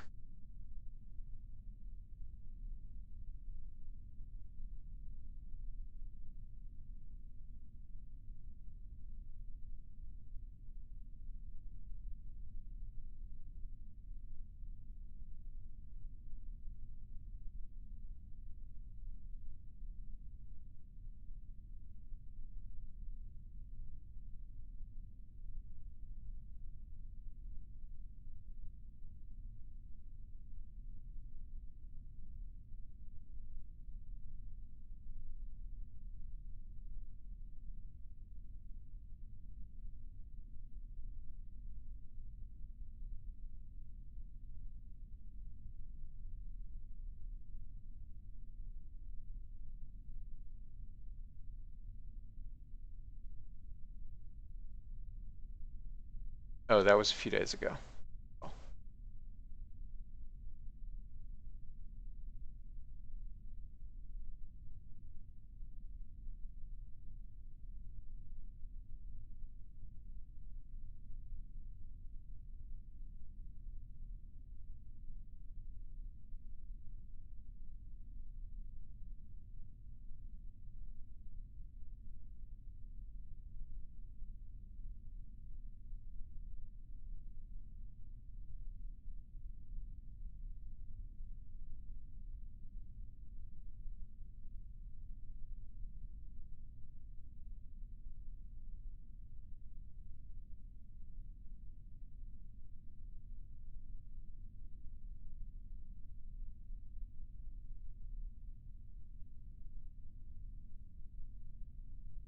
Oh, that's cool. Sure. We'll launch now. Why not? We'll have a little bit of a normal component to the ejection, but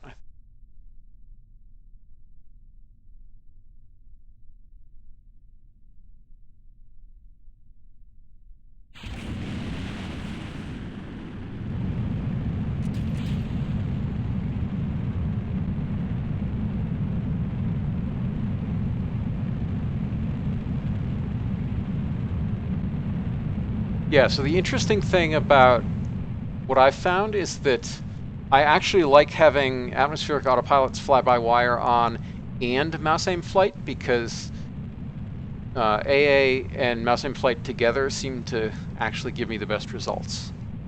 Like, for some reason, the PIDs aren't really fighting each other, they're smoothing each other out and also making snappier.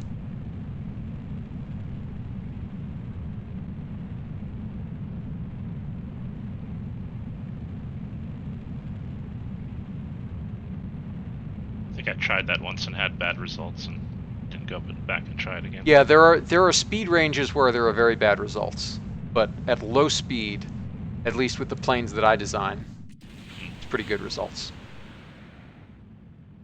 Okay, so I guess I had warp on a little too high for that staging.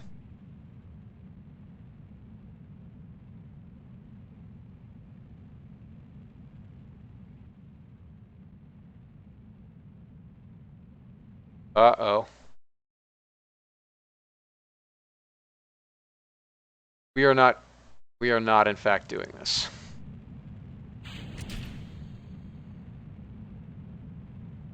That's not good. Yeah, we're host. Man, I guess it's good I built two. Although, had I only built one and had that performance from the other one, then I wouldn't have needed a second. But that was a waste.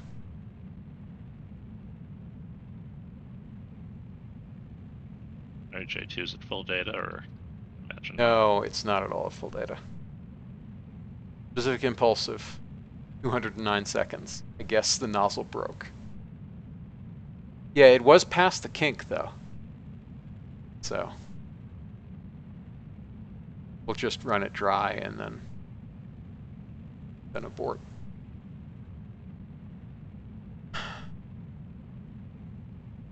Anything else we can do with this stack?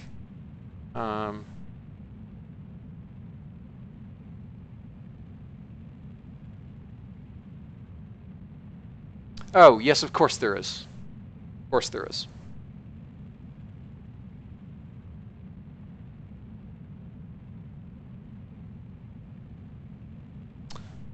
We can still make the Venus transfer. We'll just burn the insertion stage dry. So we'll still have a Venus lander out of this. We just won't have a second orbiter.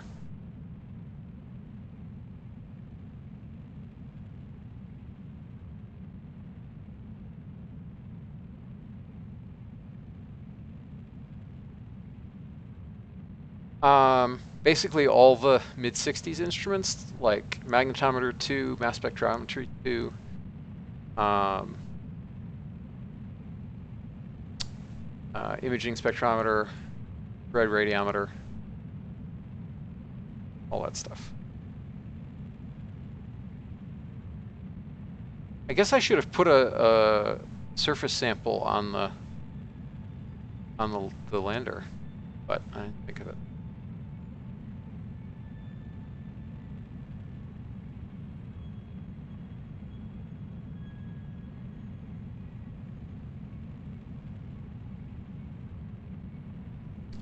I'm gonna try. Hopefully this will work.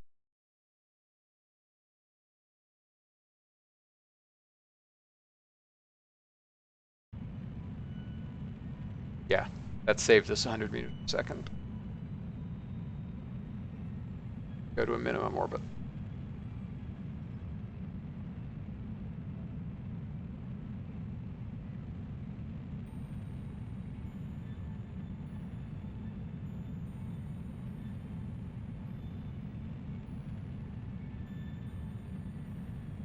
But the painful thing is going to be that we'll take steering losses on the transvenous injection. So I don't actually know if we'll have. We'll probably be okay because we'll have more delta V than I think we will on that stage because of how the residuals work. It's a good thing, by the way, that I edited this up to TL3 because I would not have had enough delta V. Yeah, there you go.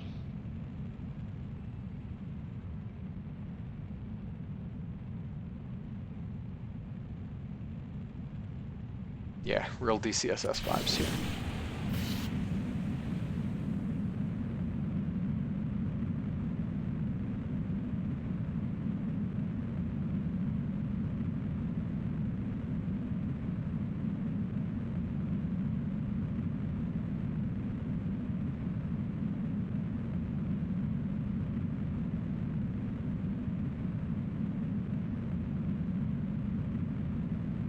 Okay. That's depressing. Glad we can save the mission, sort of.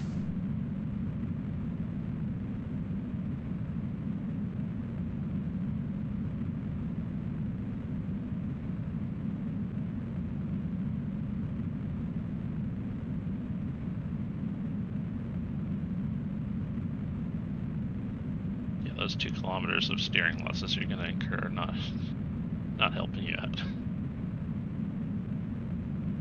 No, it's like the lost delta V from the lower specific impulse is like actually only about half the lost delta V. Yeah.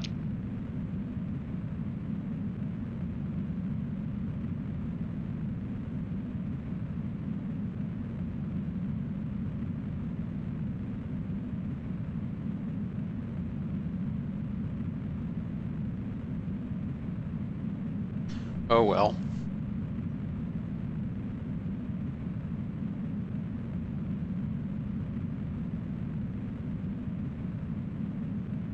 All right. Coming up on insertion.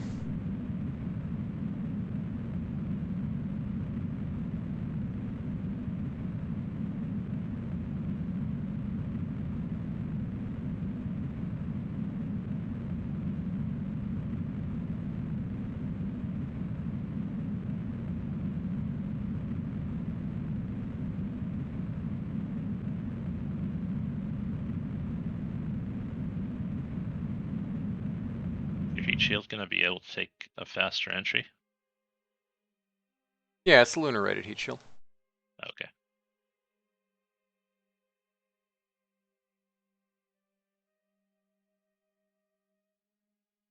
Okay, let's see what we can do.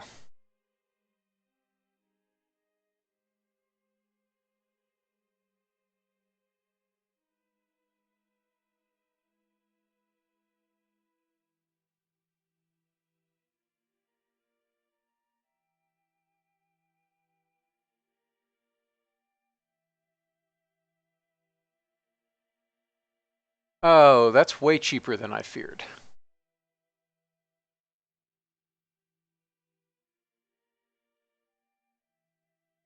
Okay, so we'll actually have a reasonable amount of course correction propellant.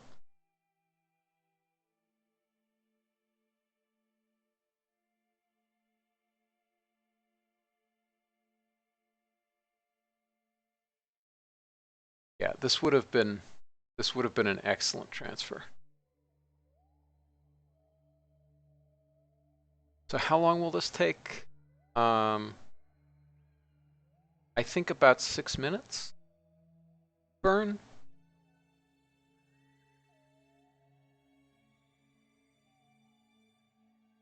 And I think I'm going to manually fly it because I don't trust MechJeb to start it at the right time because we base it off the thrust weight ratio of this, which is not the thrust weight ratio of the final stage. I think you have a 7-minute burn.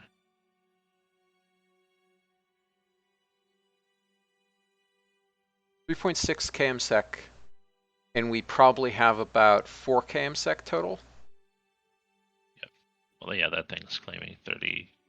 Yeah, 50, but yeah. it's underclaiming this. Okay. Yeah, I think so. 6.5. Let's call it 6.5. Yeah, I was just thinking that.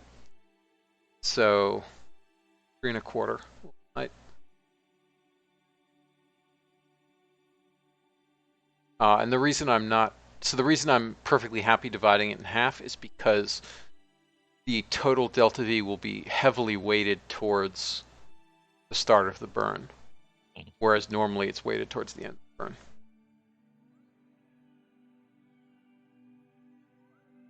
Because we'll do about a third of our total delta V in the first minute of the burn. Yeah, makes sense. Yeah.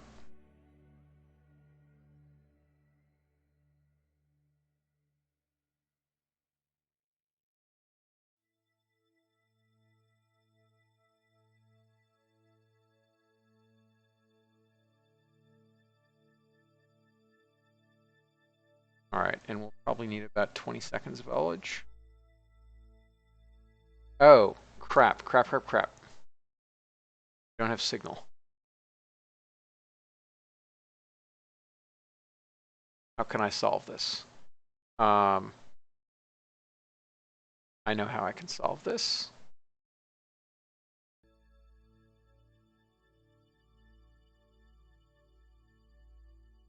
Shut down engine. Shut down engine. Ullage.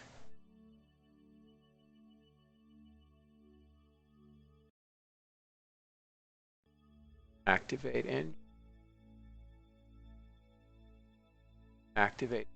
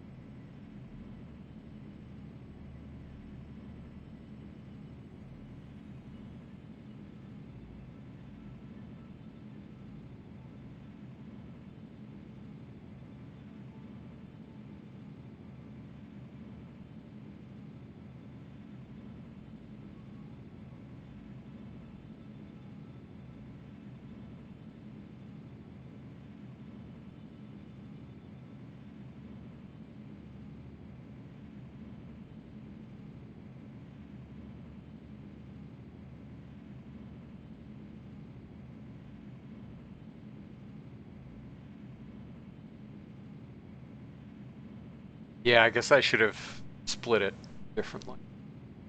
Well,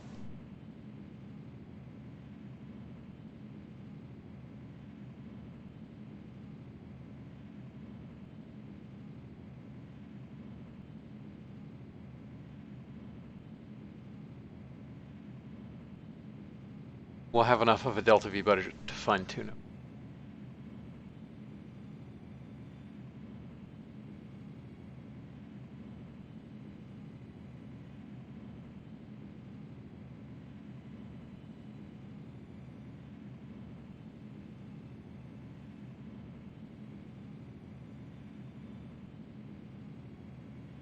Yeah, we hit a little early. But I'm not convinced that's wrong. Because mostly want the flatten out the orbit fast around the node, and then you can add energy later.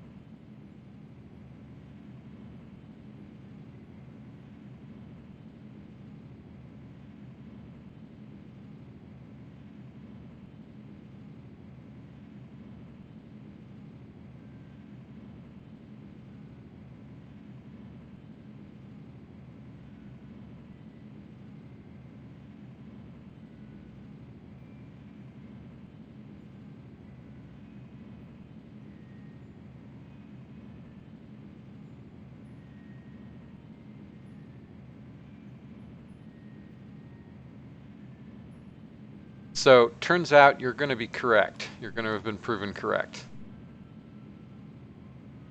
Because it's going to be a 7-minute burn. Oh, okay.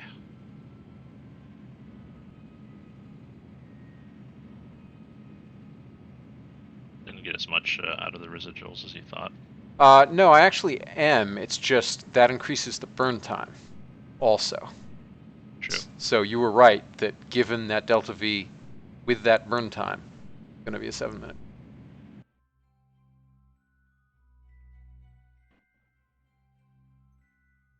All right, let's see what we do.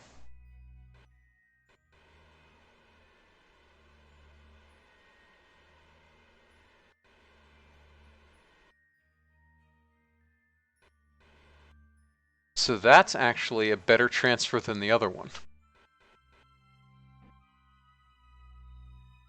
That's really quite funny.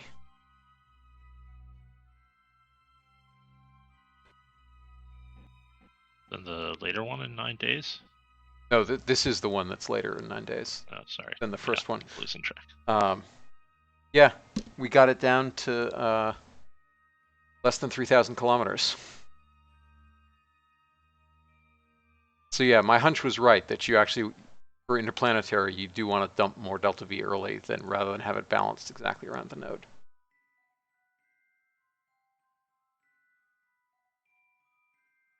Okay. Yeah,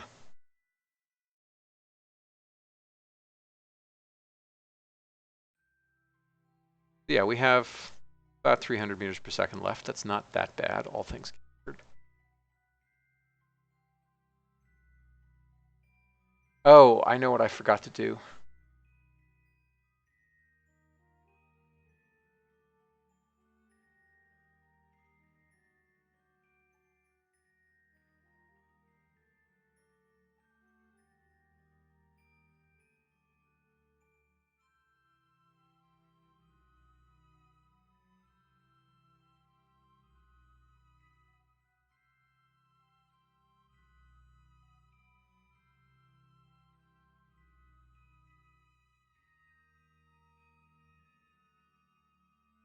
forgot to activate those. And on this thing, that, activate that.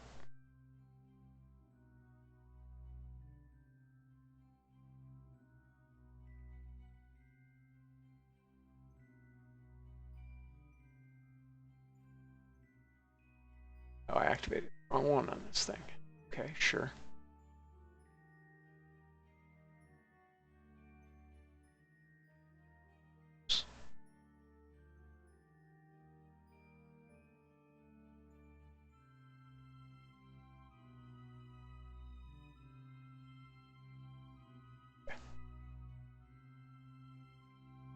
Right, let's reorient.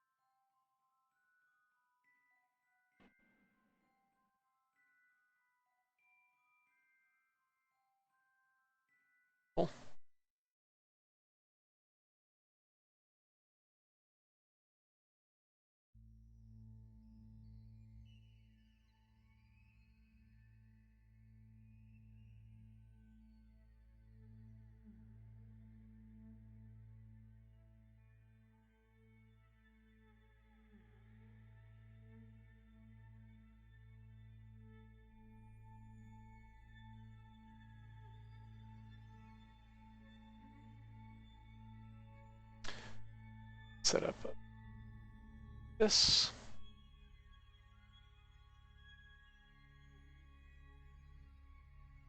Oh, it's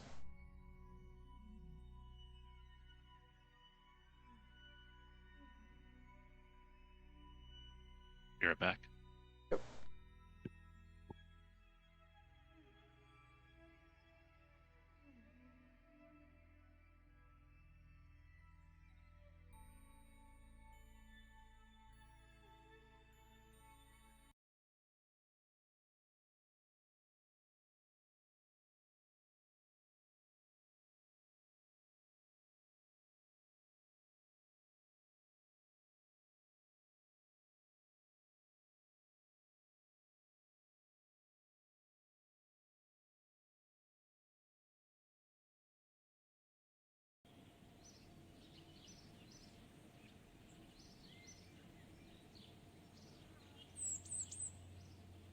Okay.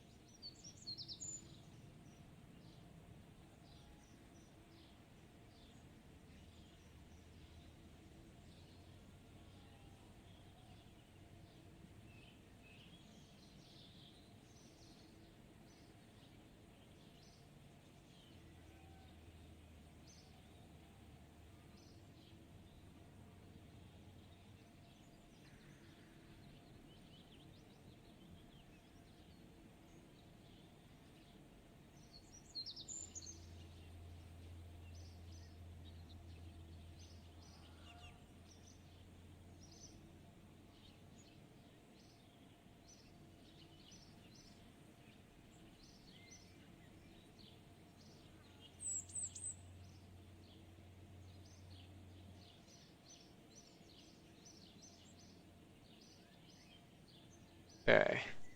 That's all the windows that we care about. Um,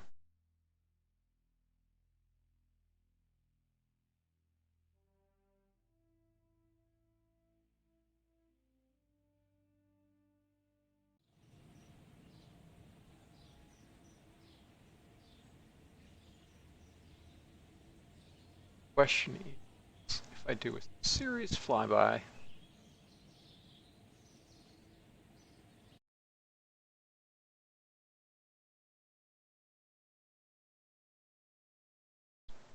what is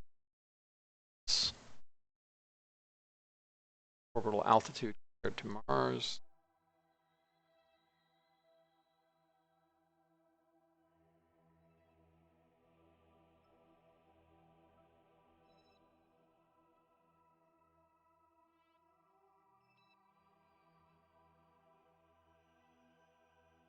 All right, so at worst it's twice Mars, which means quarter of the power. At best it's 33% more, which is uh,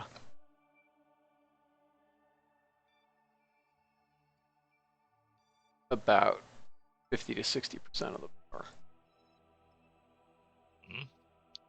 Hey, You estimating your payload to Ceres? estimating what solar power its series would be like. Oh, okay. Trying to decide if I need RTGs or not. Yeah.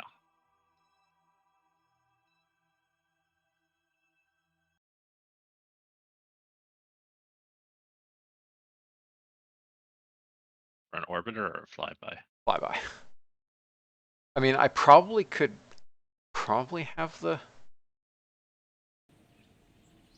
have the throw to send an orbiter, but not sure.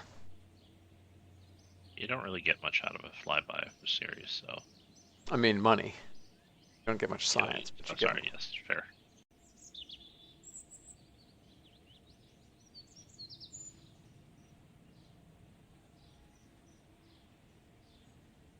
Although, what even? Not much in terms of an advance, but it pays well.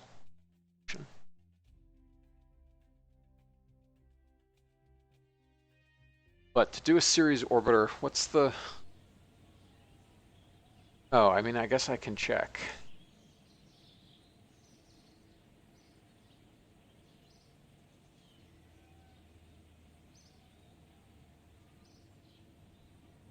Not cheap. No, I can't imagine it.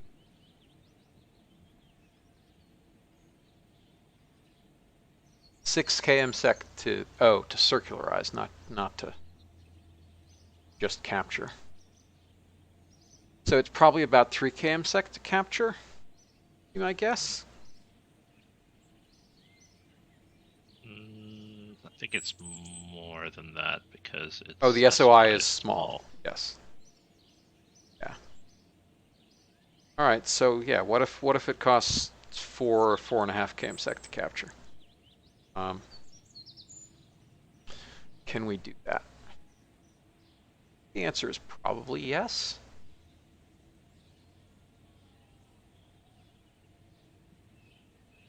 The more relevant question is,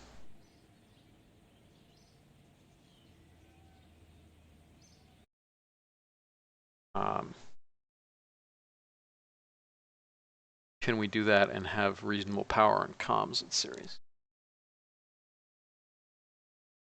without a tracking station?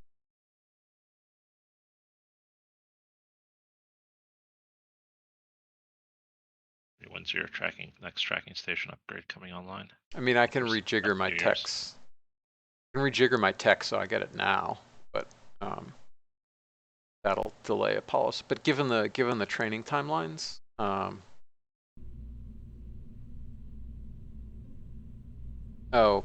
yeah. It wouldn't cost that much to change things around. It'd probably cost me like 25, 30 days. It's also like 2 years out to series, so. Yeah, but the problem is, you get the on the antenna. you get the gain, but you don't get the the advantages in terms of encoding. Don't send that level of it. All right, so yeah, let's build ourselves a. Well, I guess the first step is just what does it look like in terms. So,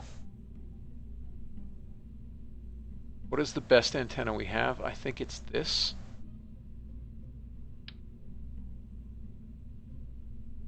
Have you done your Jupiter flyby? No. No, that's the next window isn't.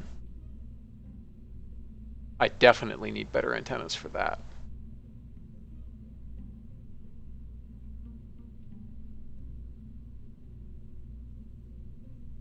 So I don't think I have better.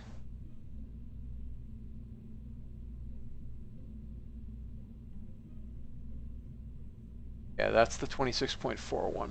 Don't think we have anything better.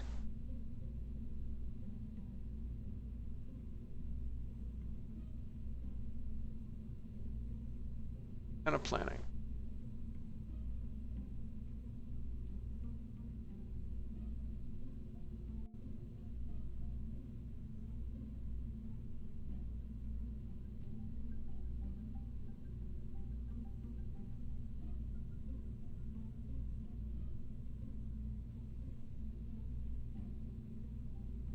Nothing.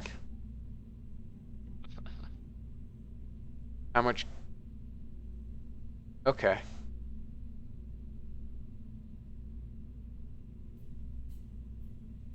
That's really not too bad, actually. 39 dBm. That's not too bad at all. Okay, so we definitely have the antenna capability. Question is, do we have the... What kind of wattage can we expect at series? Now we'll have TL2 panels, which will make a big difference, but check TL1. Series, and the flight time is probably about 300 days. Take. Oh, we can figure this out. Travel 366 days, I guessed correctly. Day over a year.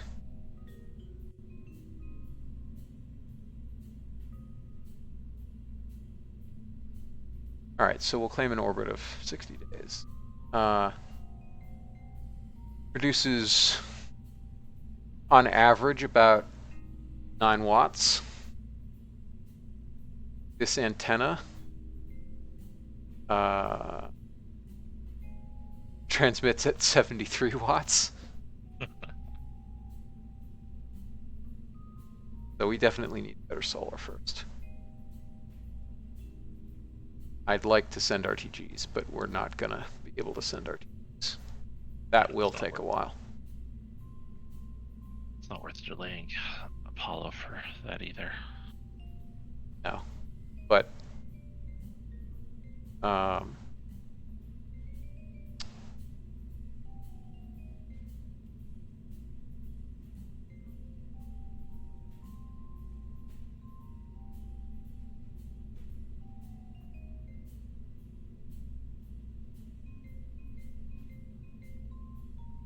okay.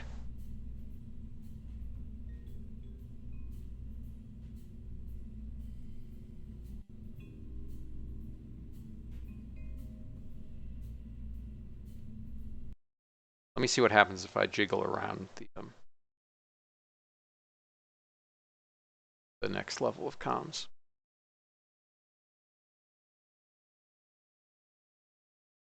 But it'll never get below 20 watts. That's just the idle. Back.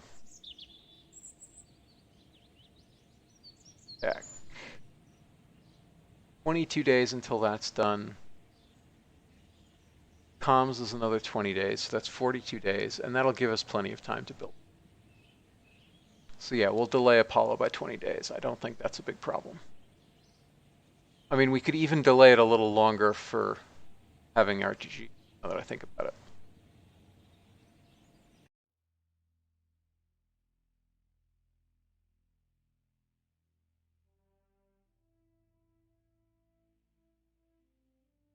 Snap 9 is 12 kilograms and it gives me 25 watts.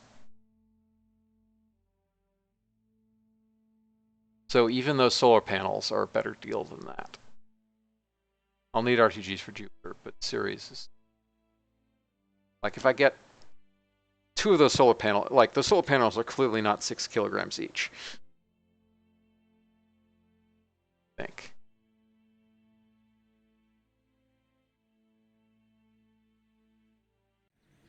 Oh, and that's before the tech upgrade for the solar panels. So, yeah, RTG is not worth it, but the comms are worth it.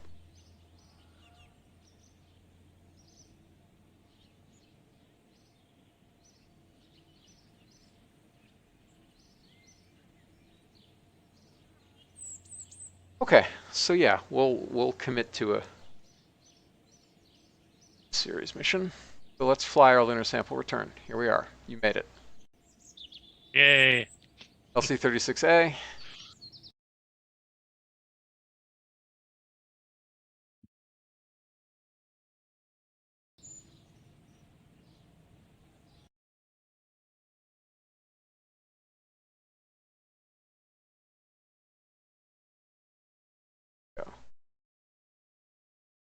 And wonder of wonders, it will probably even be a day launch.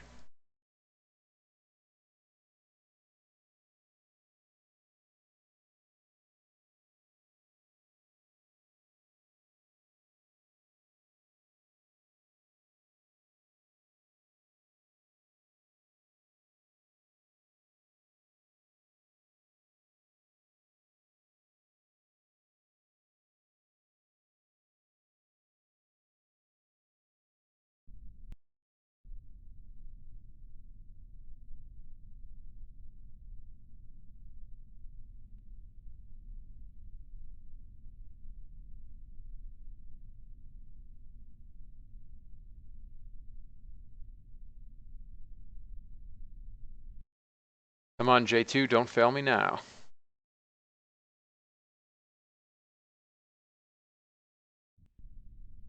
Makes it.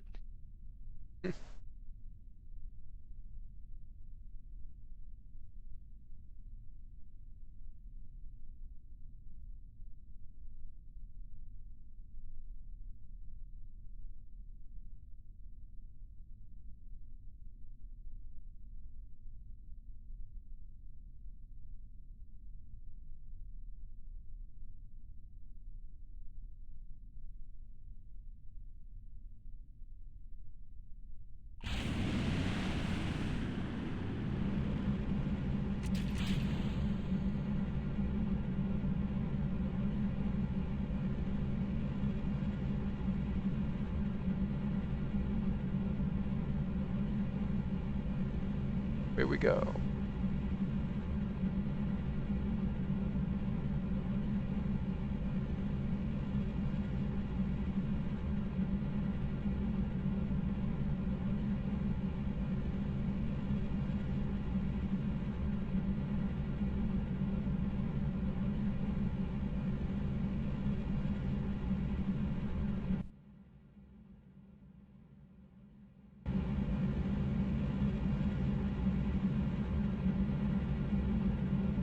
Okay, and there will be a reasonable portion of the lunar near side under light when we arrive.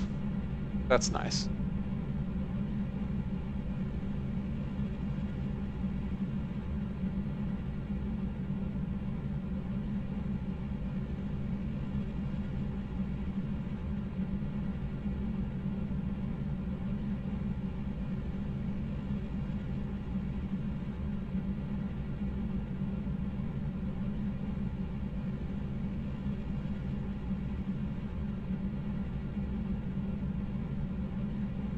Ugh, we underlofted.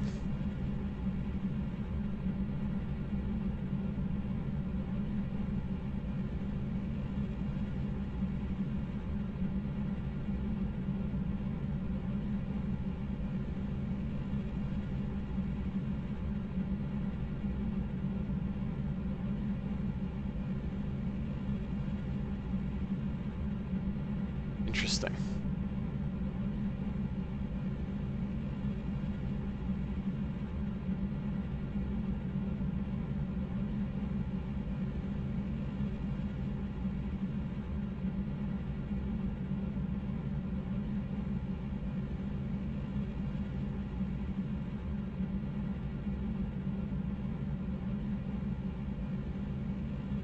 Didn't expect that.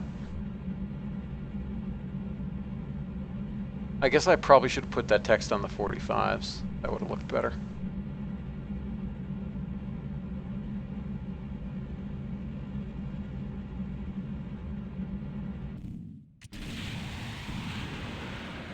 Fine to me. Wait, what? Yeah, that was in fact underlofting.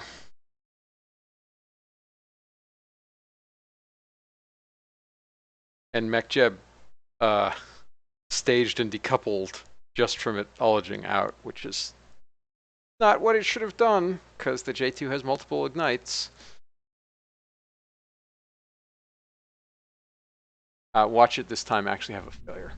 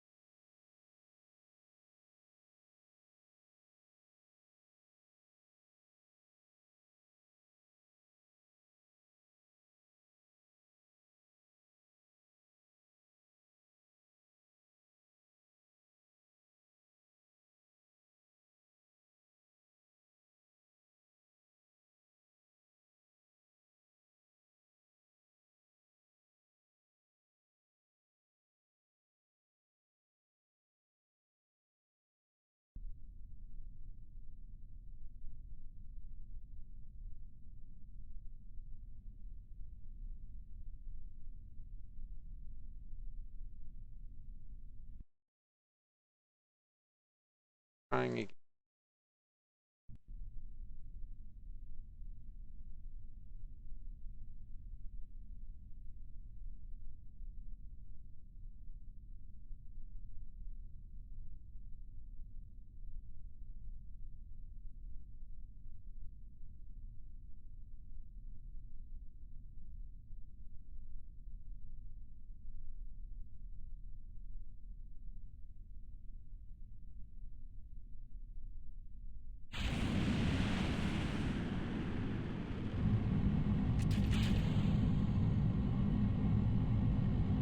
Oh.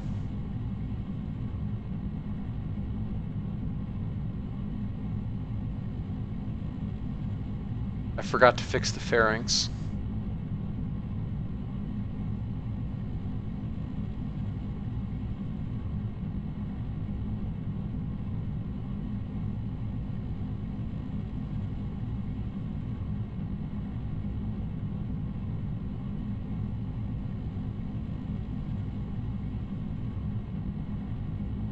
Yeah, this is my lunar sample return.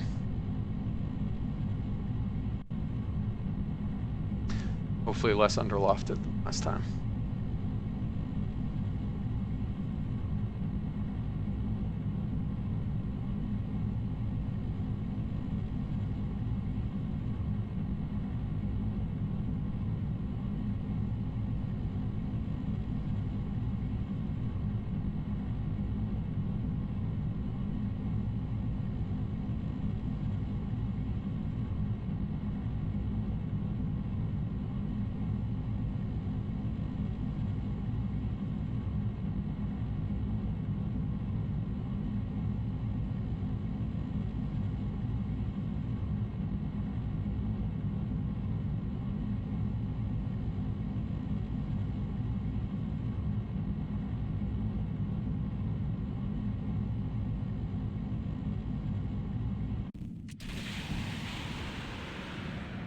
That's much more better.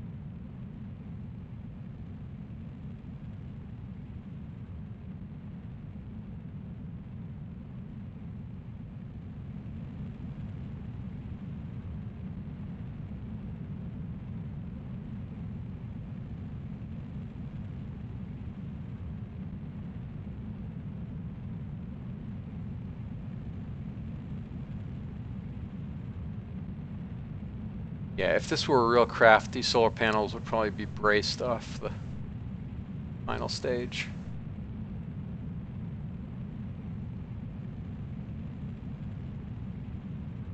Yeah.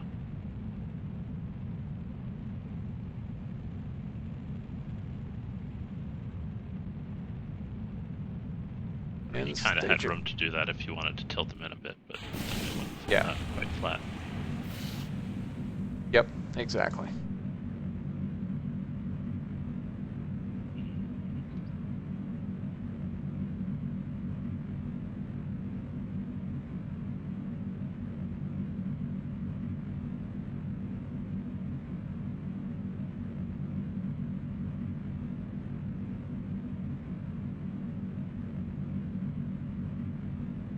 Not sure anybody's implemented a solar panel system with like a deploy limit or something like that to make it adjustable.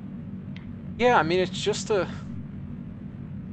running I think the same animated code, so it shouldn't be hard. That'd be pretty cool.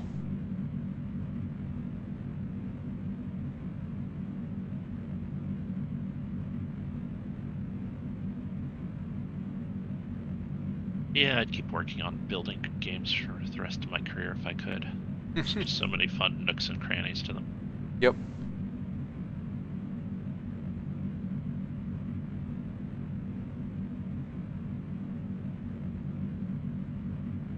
Okay, this time the J2 worked correctly, which is good because I actually get this contract off my back. Actually surprised given Microsoft's budget how little they add to Minecraft. Yeah, I mean, they might just not want to mess up the golden goose. Yeah, that's possible.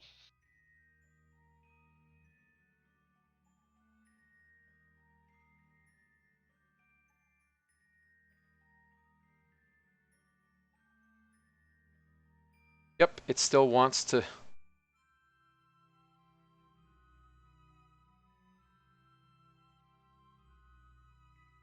So weird. But making it an orbit earlier worked out fine.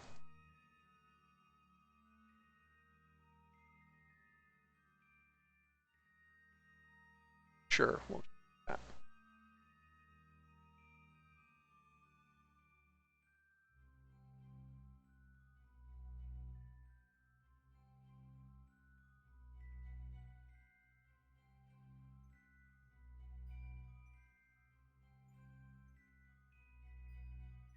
Back.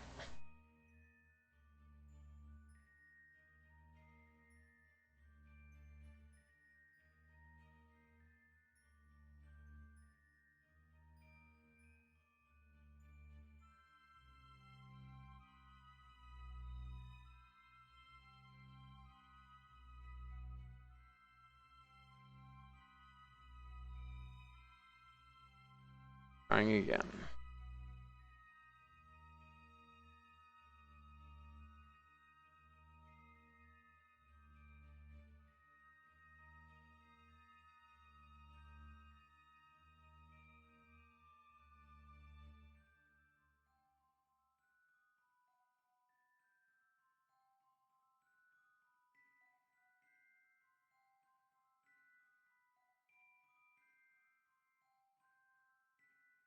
Interesting that I'm much closer to the actual payload limit of the stack.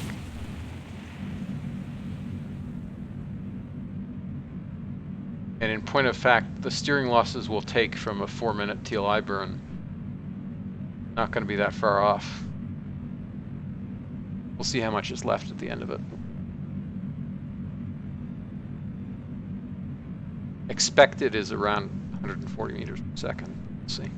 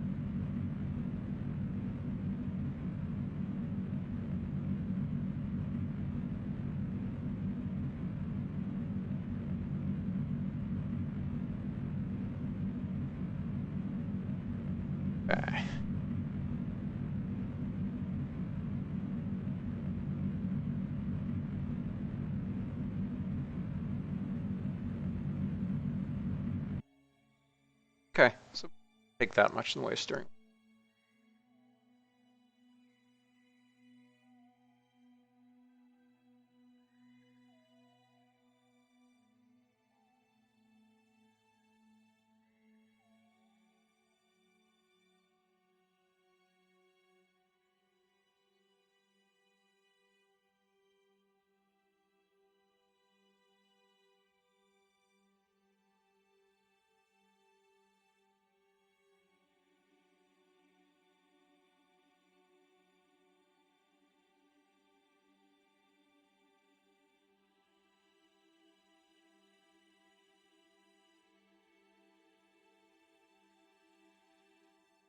Okay. And stage.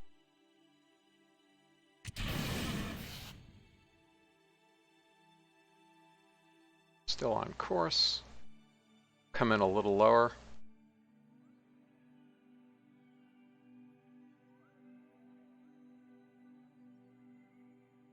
Got 19 days again. It's fine.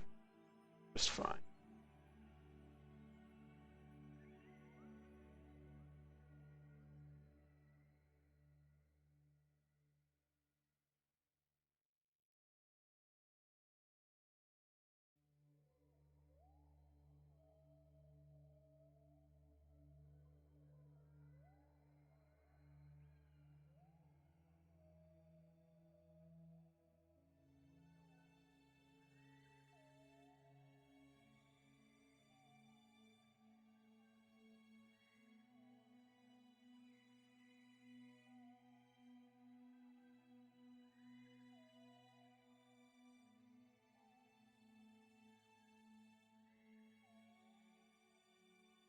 Okay, our lunar orbiters are doing work.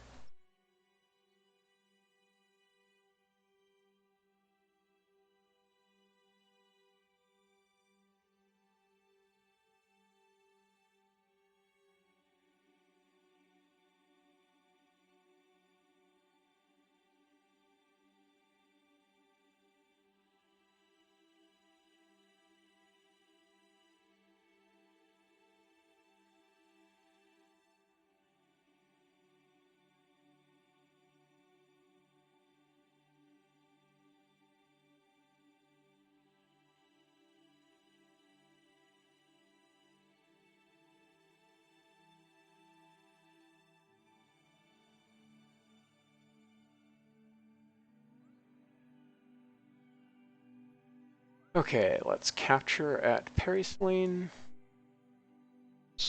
Wrong thing. Circularize.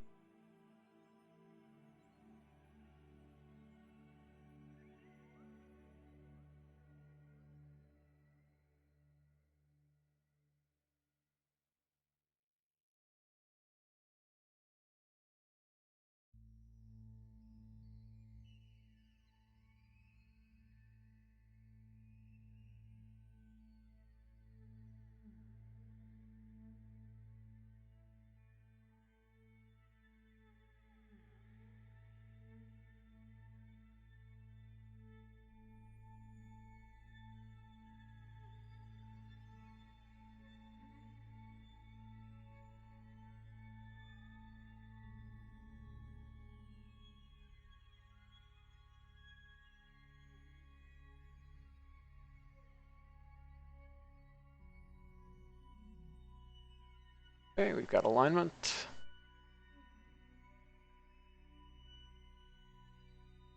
This is going to be a long insertion burn.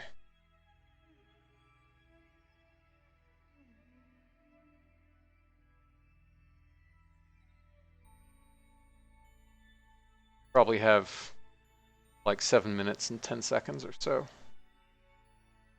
So it'll probably be about a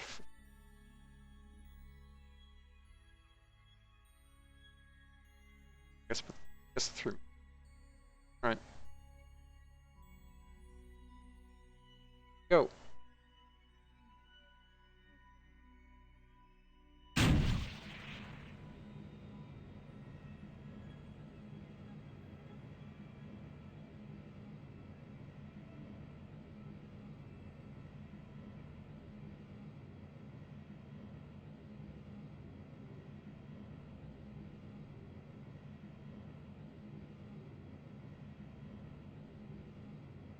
one of your RCS firing? That's weird. One of my RCSs.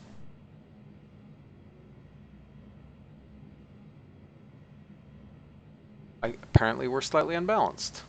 Yep. Okay.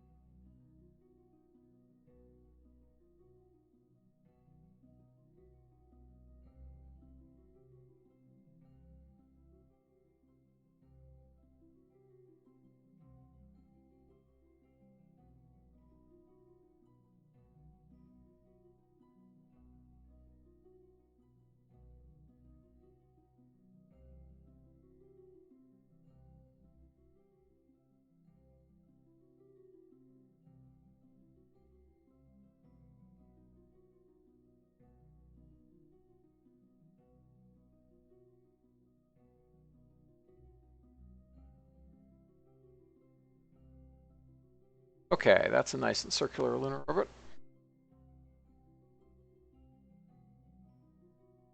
And we basically have enough delta V to land on this. So.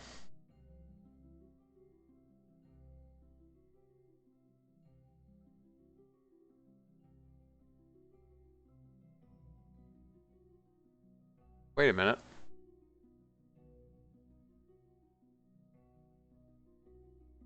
That's not good. Sun is not where I thought it was.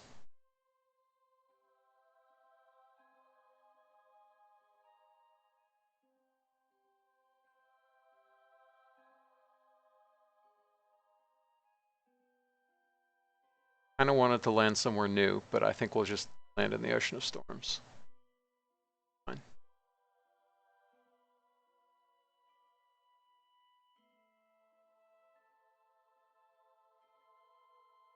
I more care about landing somewhere that's flat and there's sunlight.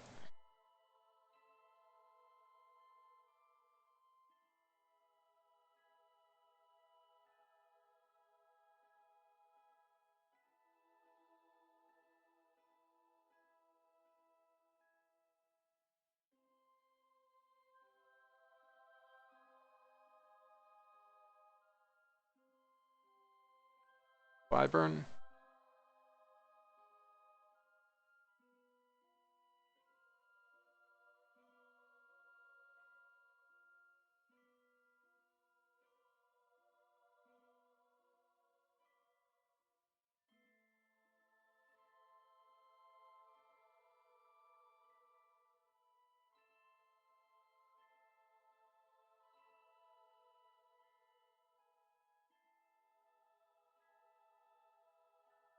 What does DOI stand for? Descent orbit insertion. Gotcha.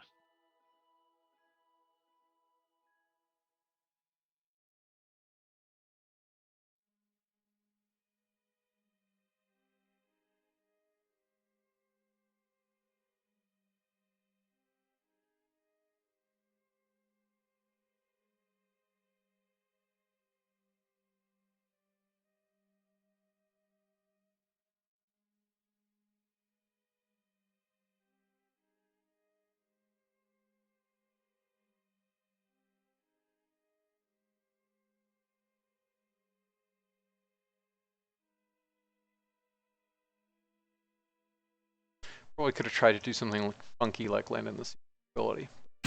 For now, we'll just do that. Oh, that's actually a bit too far.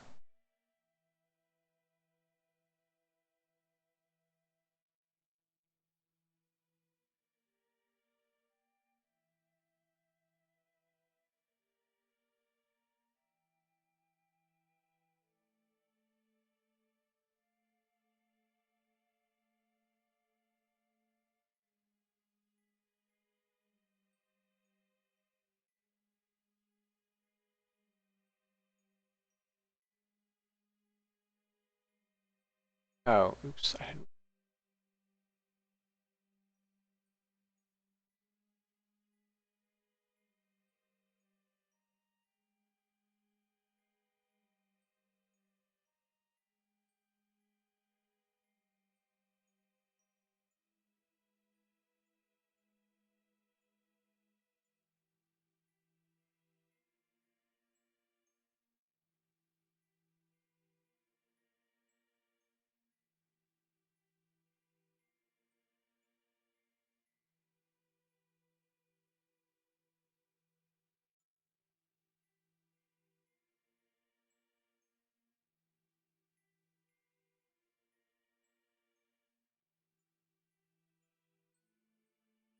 That's bright.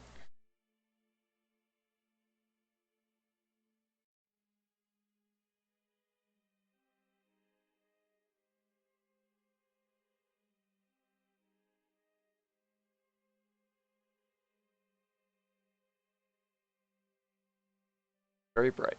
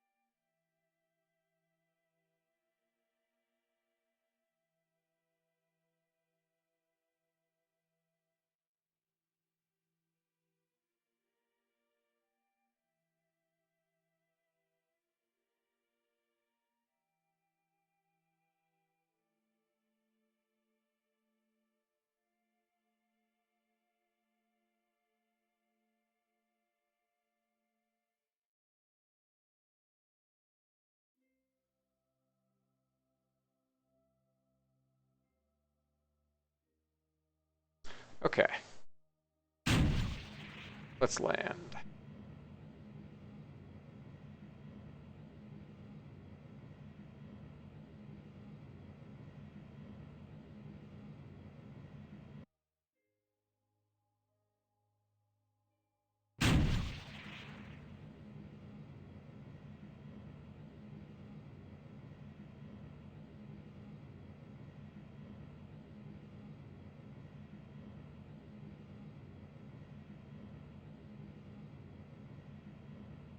Look. Thank you. My track record on landing is not great. I'm sure you'll manage.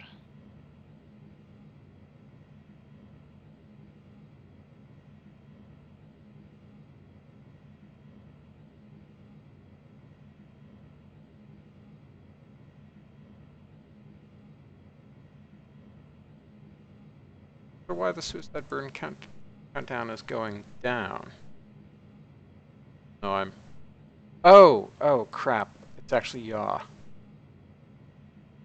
Oh, that's dumb.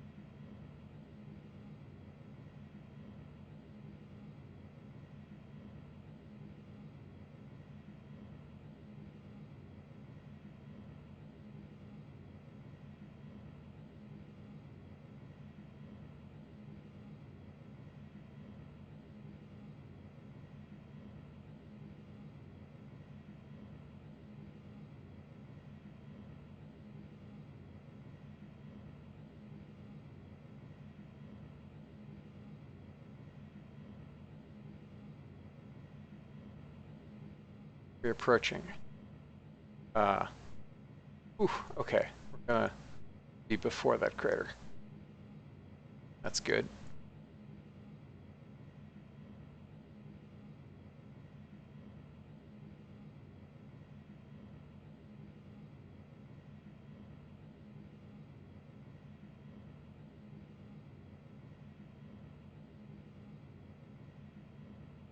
Okay, let's hold it a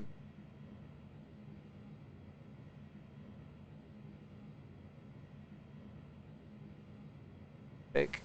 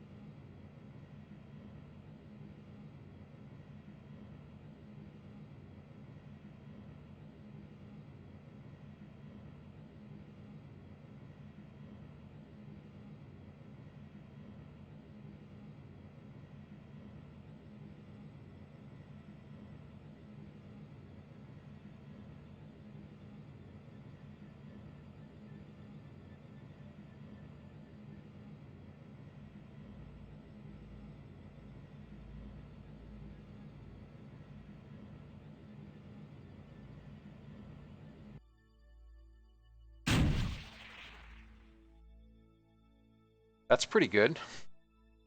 Canceled out our speed real good.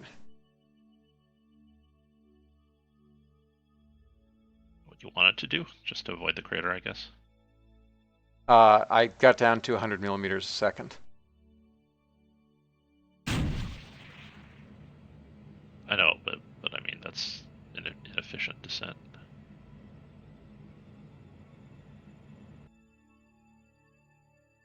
Oh shoot, are we going up? We're going up. That's dumb. I thought I was still going down. Oh well.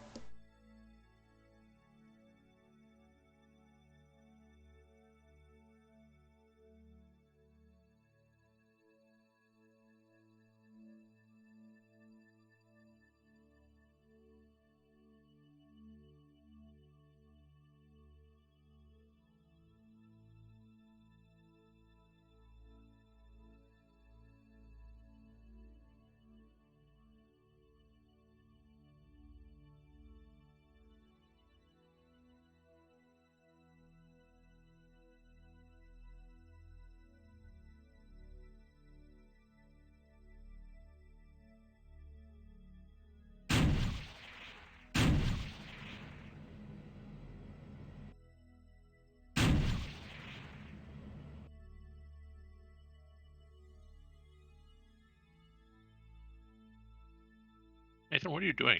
You're like 5 kilometers over the surface. I'm trying to kill off my surface horizontal speed and use okay, up this fair enough. stage. Why are we Gotcha. rolling though? That weird rolling bug that we had before. It just gets roll moment from nowhere. Yes. No, MechCheb is rolling me right now.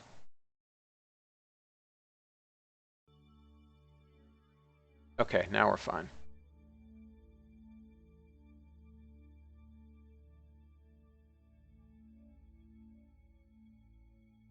All right, so we'll fall for a little while. We'll use up the last delta V in the stage, and then do a nice.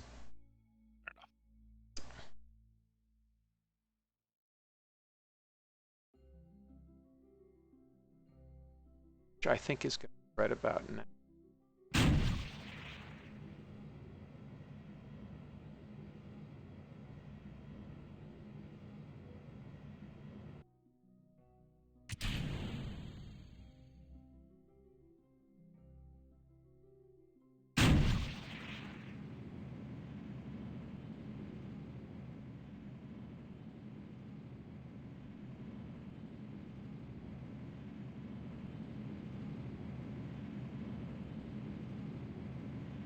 No, I hear I'm okay through Discord Rage, so. Huh. Yeah, I don't know. Hopefully you can hear me now.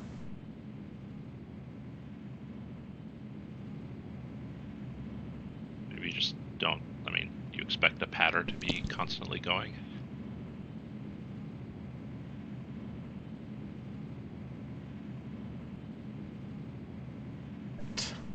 0.5 kilometers up.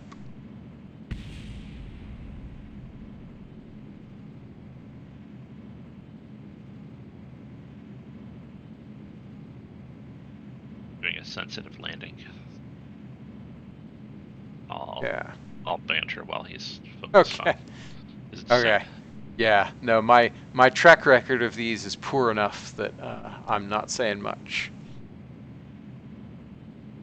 But things are going well. He had a good Venus mission, salvaged Venus mission, and now Yeah. No, we had a J2 failure, which was not nice.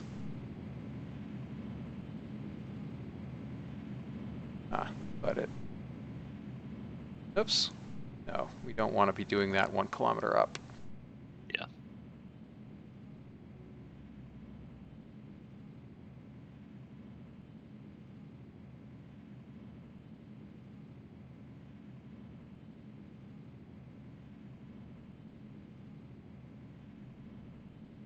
Guess I could have had MechJet land because these are throttleable, but that's fine. I do probably want to kick it back up now. Getting close to suicide. Yep. Yeah, I did. Sorry, yeah. Yeah, I'm 2 seconds. I'm living 2 seconds in the future. I think you're more like 5 seconds, Oh. actually. I'm really delayed.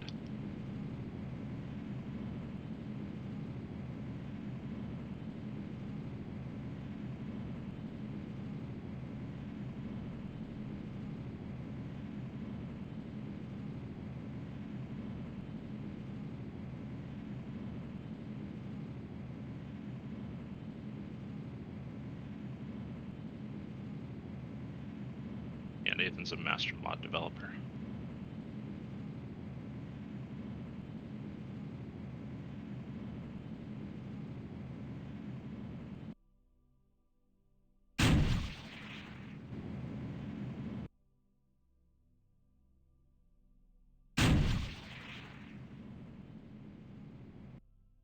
All right. That's good enough. Bounce, bounce, bounce, bounce. But it's fine. Didn't expect that sudden cutoff at 10 meters up.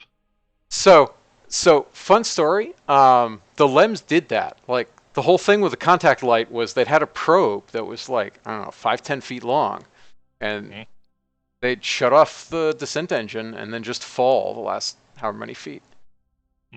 So highly historically accurate shut off of the engine and then fall. I think that was a little bit higher than 5 or 10 feet, but yeah, fair enough. Probably. It's on the moon. It's on the moon. All right, let's get. Not the real moon. Yeah. No, this is RSS RO RP-1. Yeah, and now that I'm landed, Rage, thanks for the raid, and thanks everybody along for coming by. Yeah, this is a full RP-1 campaign on hard mode. It is the real solar system. This is real kit. These are 6 of the engines that the surveyor probes used. Oh, my Your RCS on. Yeah, that was MechJeb desperately trying to stationary despite the freeze of pitch. Which was actually giving you like a 30 centimeter per second movement. Oh yeah, we're at 16. You're still sliding. Yeah, we're still at 16 meters per second. That's not great. Anyway, let's get this surface sample going.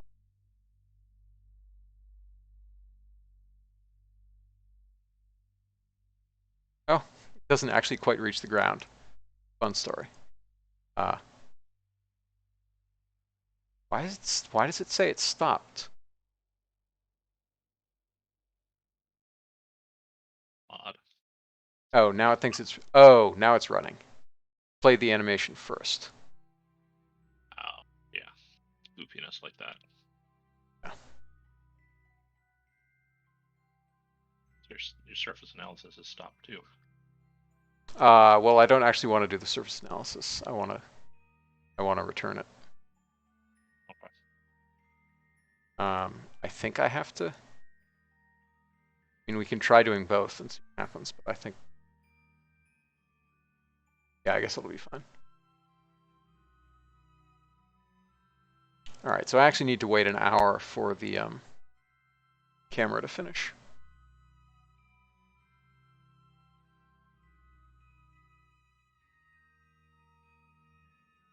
And meanwhile, I will get this ready to go. Make sure that telemetry is running on your probe. Yeah, all that stuff is running. Okay. Telemetry is not running at all because we'd already landed here.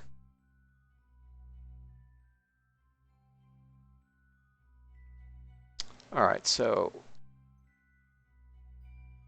heading in pitch, that's fine. So we'll be ready to do our launch and return. We have, given this is going to be a little tight. We'll see what happens.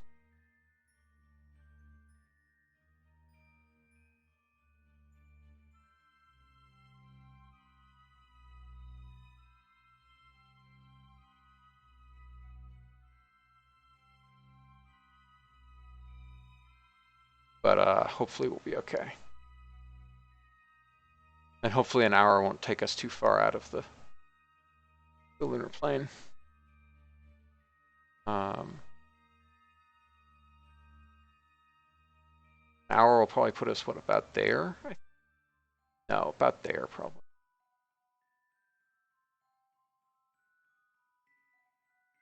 Mm-hmm. Why would an hour put you out there? Because the moon rotates? Yeah, but at like 30 days for one Yeah. rotation. Yeah, I guess it's probably not going to be that much. Yeah. It'll be enough, but it won't. Because, like, definitely if you do landing predictions, like, it's noticeably different from where the orbit ends. Okay. But yeah, it's 30 days is a lot of it's a very slow rotation. Yeah. Okay, so how going? 30 minutes. Let's warp faster. Oh, and just to toot my own horn, Rage, I was the lead designer on KSP for the last couple of years before we finished up. Oh yeah, I mentioned that it's a dev stream, but I don't. Yeah, it's been a while since you've been by, so. Yeah, no big deal. Yeah, no big deal. Just formerly designer. Average Joe. I do feel like an average Joe, so I don't think it's that big a deal. Huh. Yeah, I feel like it is the people who do cool stuff who most feel like average Joes. It's like, yeah, sure, I just do my stuff. It's fine. Yeah, pretty much. I mean, I don't know. Like, out of the design jobs I've had, the KSP one was one of the easier jobs, to be honest. Yeah. I mean, I feel like certainly when I was there, like, the problem was, on the one hand, it was a very settled system, and like then, like, I think the scope of adding stuff was wider than you had, but I don't know. We did some pretty good. I mean, some of that stuff, like the KIS implementation, things like that. That's big deal. oh yeah, The no, like, DLC was a big deal. I definitely agree about that. I'm just thinking in terms of, like, we only barely had career when I Yeah. Okay. joined. Fair. Where's transfer data? Am I missing?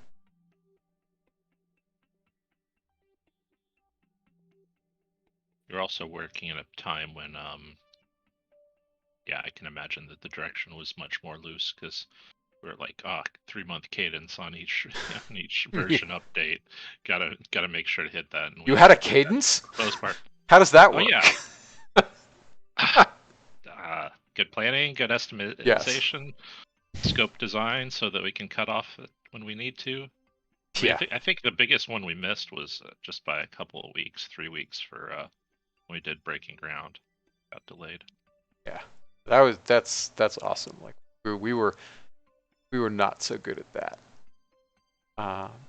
Okay, I think we're ready to take off. We did our surface sample. The reason I didn't see a way to transfer it is because there's literally no other place it's stored than the probe core. So of course it's already transferred.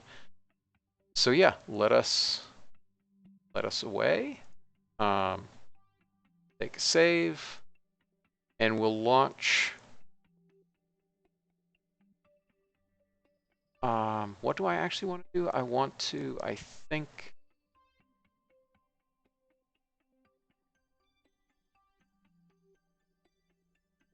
Launch into that plane.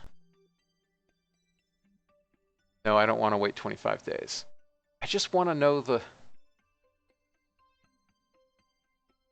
All right, so the relative inclination is 5 degrees, which means I think we want to launch slightly north of E.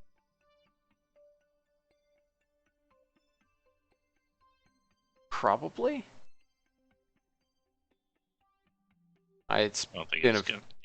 I don't think it'll matter that much, but Yeah. but given our delta V margins, it matters because our Yeah, the small. Agreed. yeah, we need the ejection maneuver to actually be entirely prograde. just from visual inspection. What's our latitude? Our latitude is 28 degrees. Yeah, I think we actually want to go about 80 degrees. All right, let's try it. Go.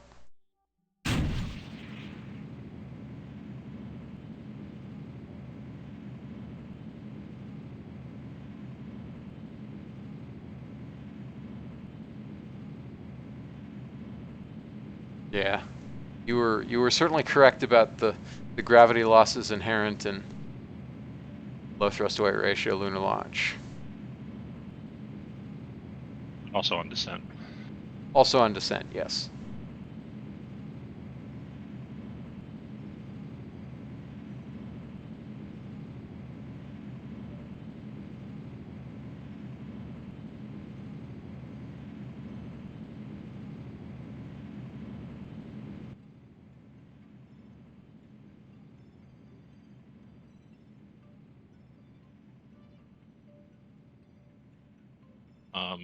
You're using ascent guidance for this? No, I'm using this. Oh, okay. I was gonna say I would have kicked over much sooner. Low thrust to weight ratio. Yeah, but you're still at. Oh yeah, I'm still having an apogee of an aposeline of 12 kilometers. So. Oh, which is actually only 2 kilometers higher than we are, so it's not. You could still be at 45 degrees by now. Yeah, probably. More than. Since you built up a lot of vertical.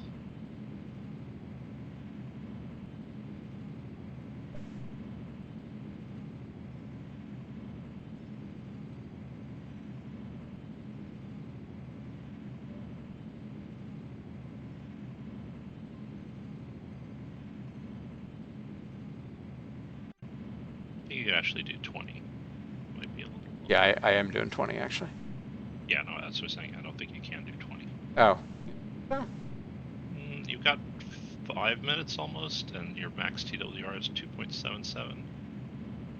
Oh yeah, and the time to apoapsis is only a minute. So yeah, you're right.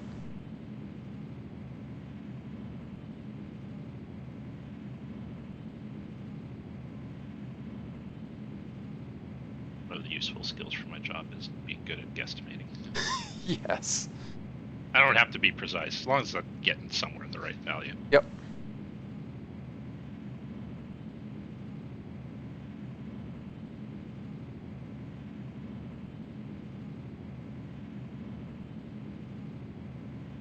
All right, I only need an aposeline of about 30 kilometers at most. 25 is probably enough to clear the mountains. So. Yeah, you could probably. Now we can come down.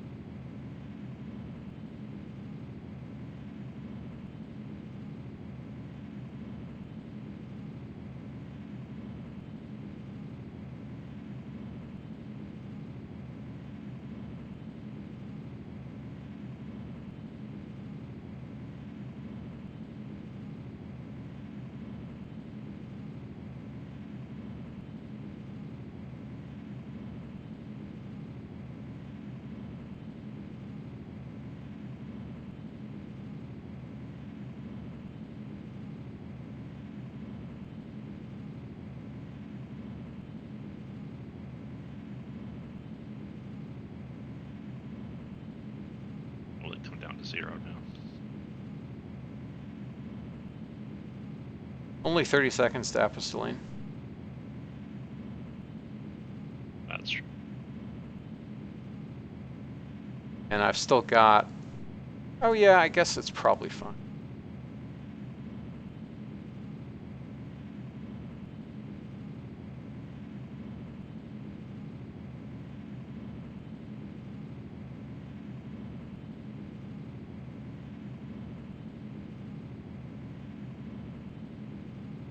I guess we can't go below 10 degrees. Not really. Yeah. Oh well. It doesn't really matter a few degrees here and there. Yeah, at this point, the gravity losses we're taking are pretty minimal. Yep.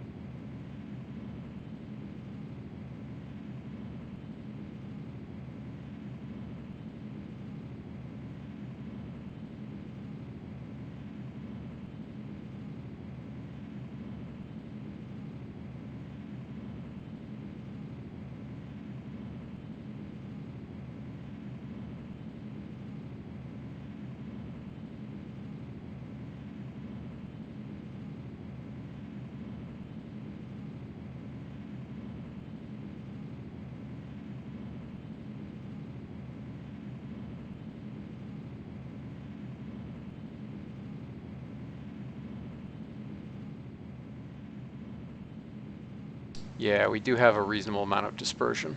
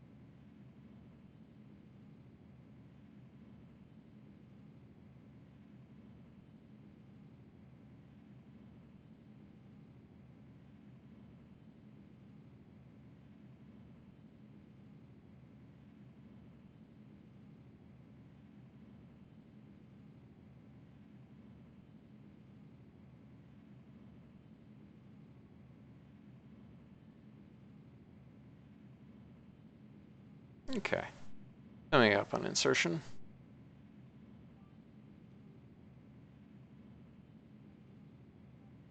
Yeah, your margin's going to be tiny. Yep.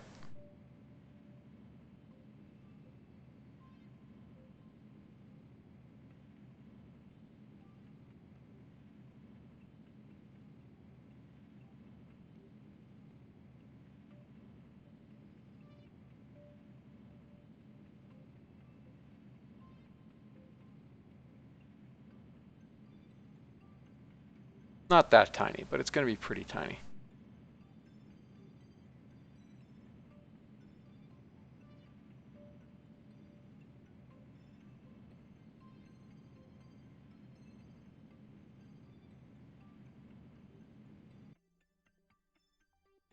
Yeah, not that tiny. We have about 200 meters per second of margin.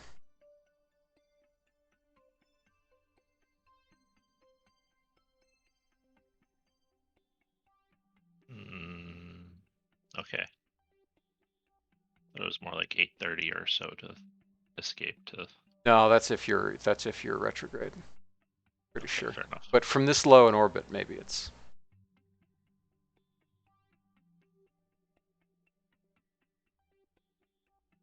Yeah, that's 790 is about what I was figuring.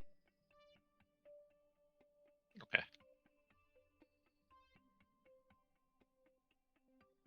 Yeah, okay, not too bad. Yeah, so we actually have, and we're probably actually going to get about 980 to 1,000 out of this. So yeah, we've got margin.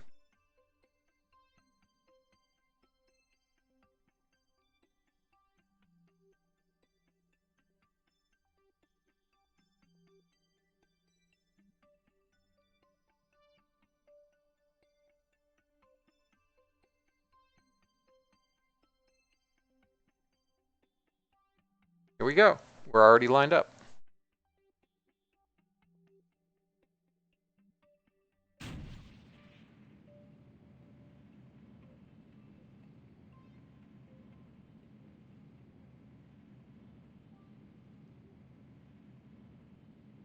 Basically a direct descent. Yeah, pretty much.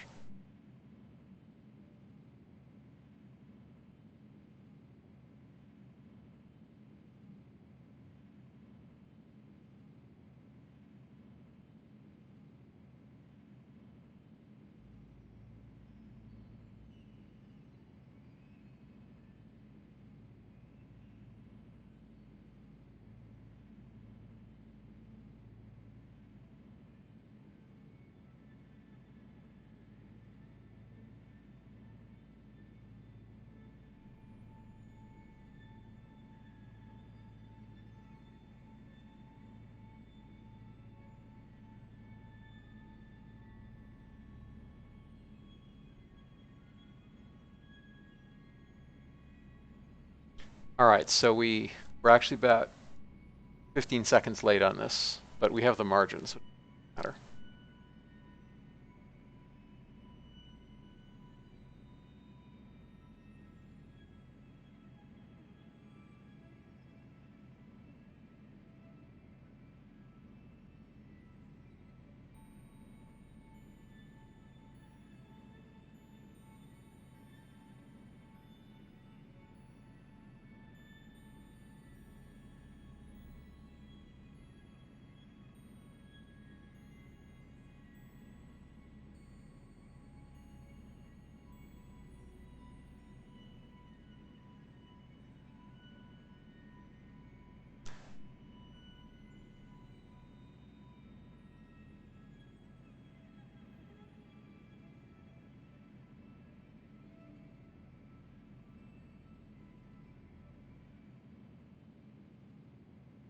So I think for a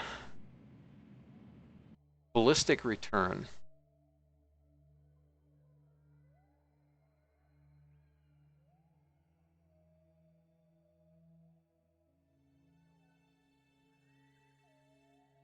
60-ish kilometers is probably correct.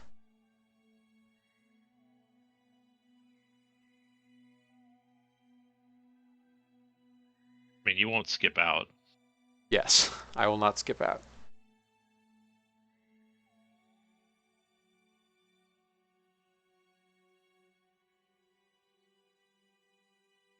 Back we go.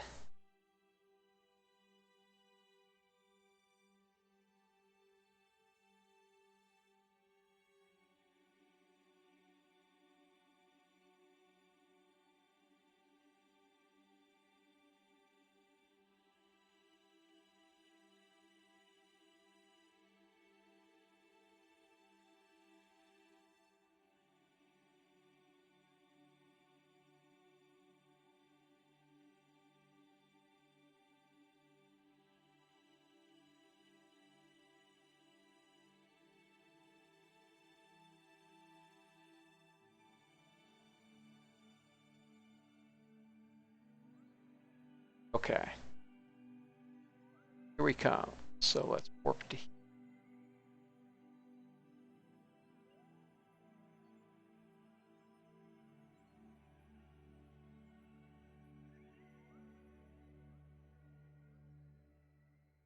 Wait, it said I had 10 days of electric charge. How did we run out of electricity? Hmm? That makes no sense. Oh, I know it's wrong. It's Not trying. shut off. Yeah, it's trying to transmit.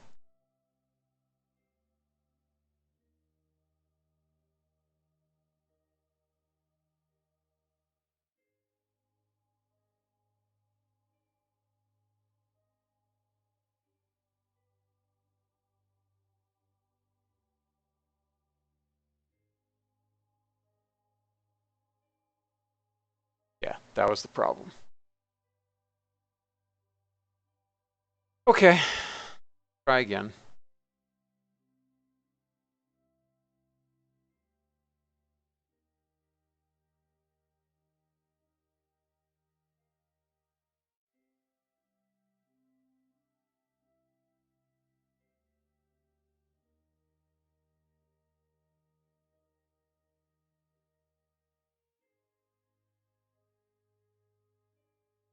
Now, the weird thing is going to be I'm going to re-enter prograde instead of retrograde. I keep saying that over and over and over because I'm worried I will forget it and try to enter retrograde.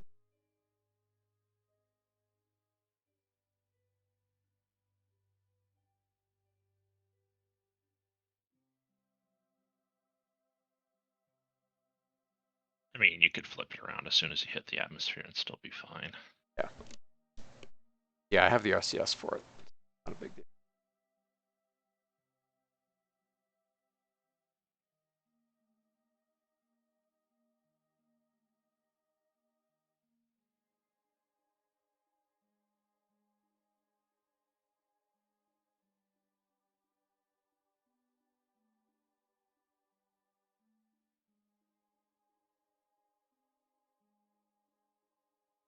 Are you spinning? Because I time warped while MechJeb was trying to Okay, fair enough. orient.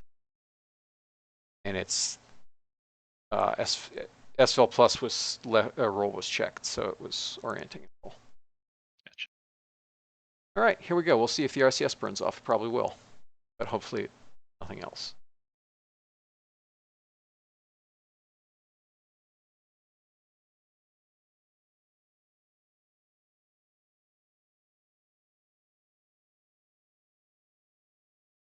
Also, happily, we're landing over the water. And in daytime. Yep.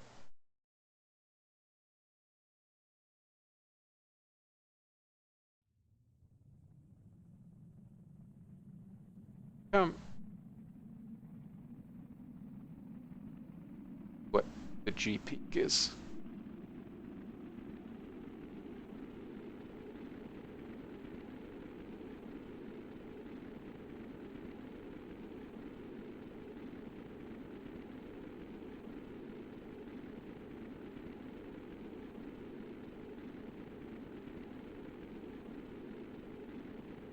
Yeah, I probably could have come in at 70 kilometers then.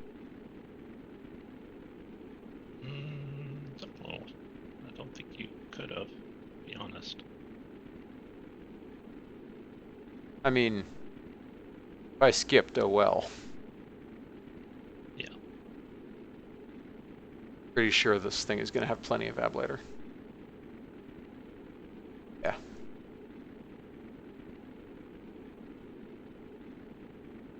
Oh, that's interesting. It's a peak of only 6.3 Gs. That's really good for a ballistic entry. I didn't think you could do that with a ballistic entry. Well, you're still aimed, yeah. Now you're out of orbit, so your Gs might go up more. No, with a ballistic entry, there's a single peak G. Okay.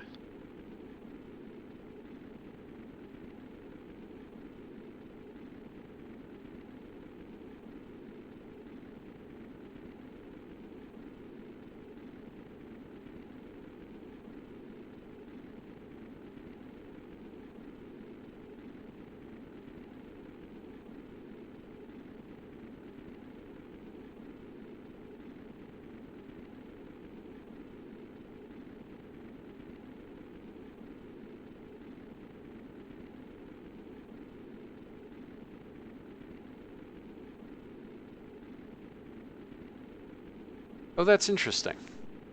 The Gs are going up again. I did not expect that. I thought there was really only one peak. I think there's two peaks if you're coming in basically kind of like you're going to skip out, but then you don't skip out, and then you come back down. Yeah, I guess that's true. Yeah, if you come in yeah.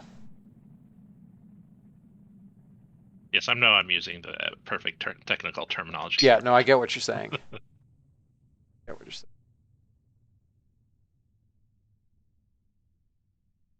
Although you may actually not ever get higher than 6.3, so. Yeah, no, I peaked at 6.1. Yeah. But no, I think I have seen it where like I've done a re-entry and then kind of gone up and back down, even on ballistic. So. Yeah, no, that's certainly possible.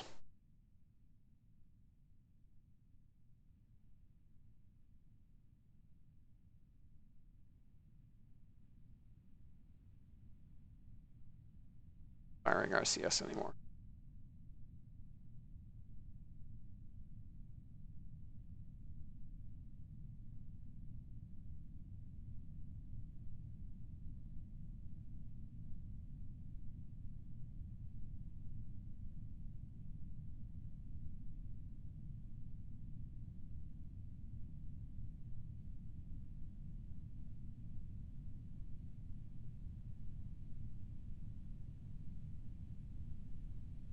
Oh, here's an interesting question. Will we float?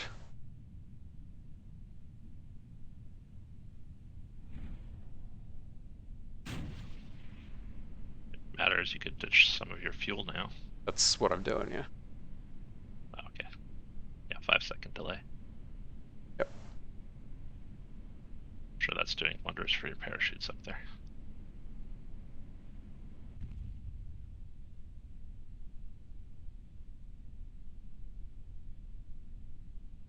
All right, that'll help a little. It's a vacuum optimized engine, which probably would have broken the bell by trying to fire it, but 800 meters, 1,000 meters. Yeah. Bad flow separation.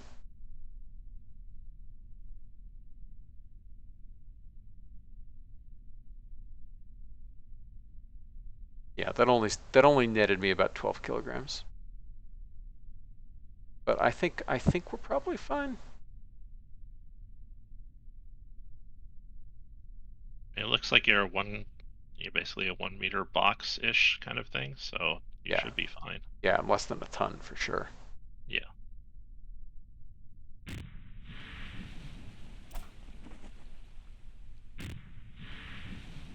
Yep.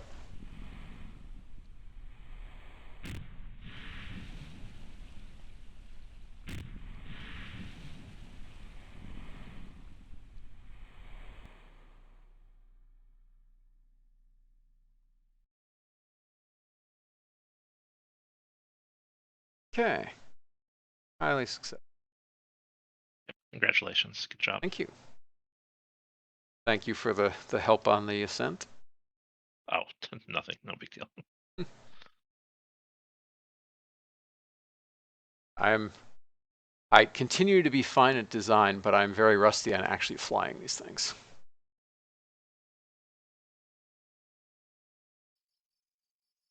I mean, that wasn't really a flying problem. That was just a trigonometry problem. Yeah.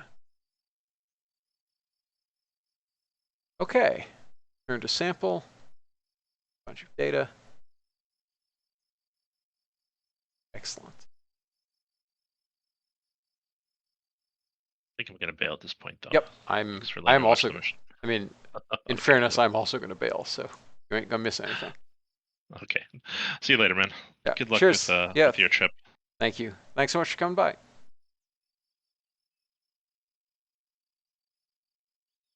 All right, that netted us a bunch of upgrades. So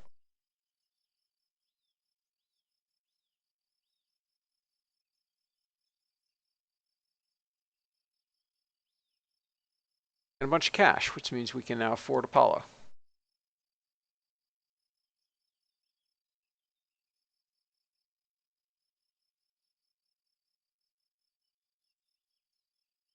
Pretty nice, pretty nice. Series is in 10 days, so we've got time. Tune's coming up. We'll fly a geostationary mission, and then we get to fly another sample return, don't we?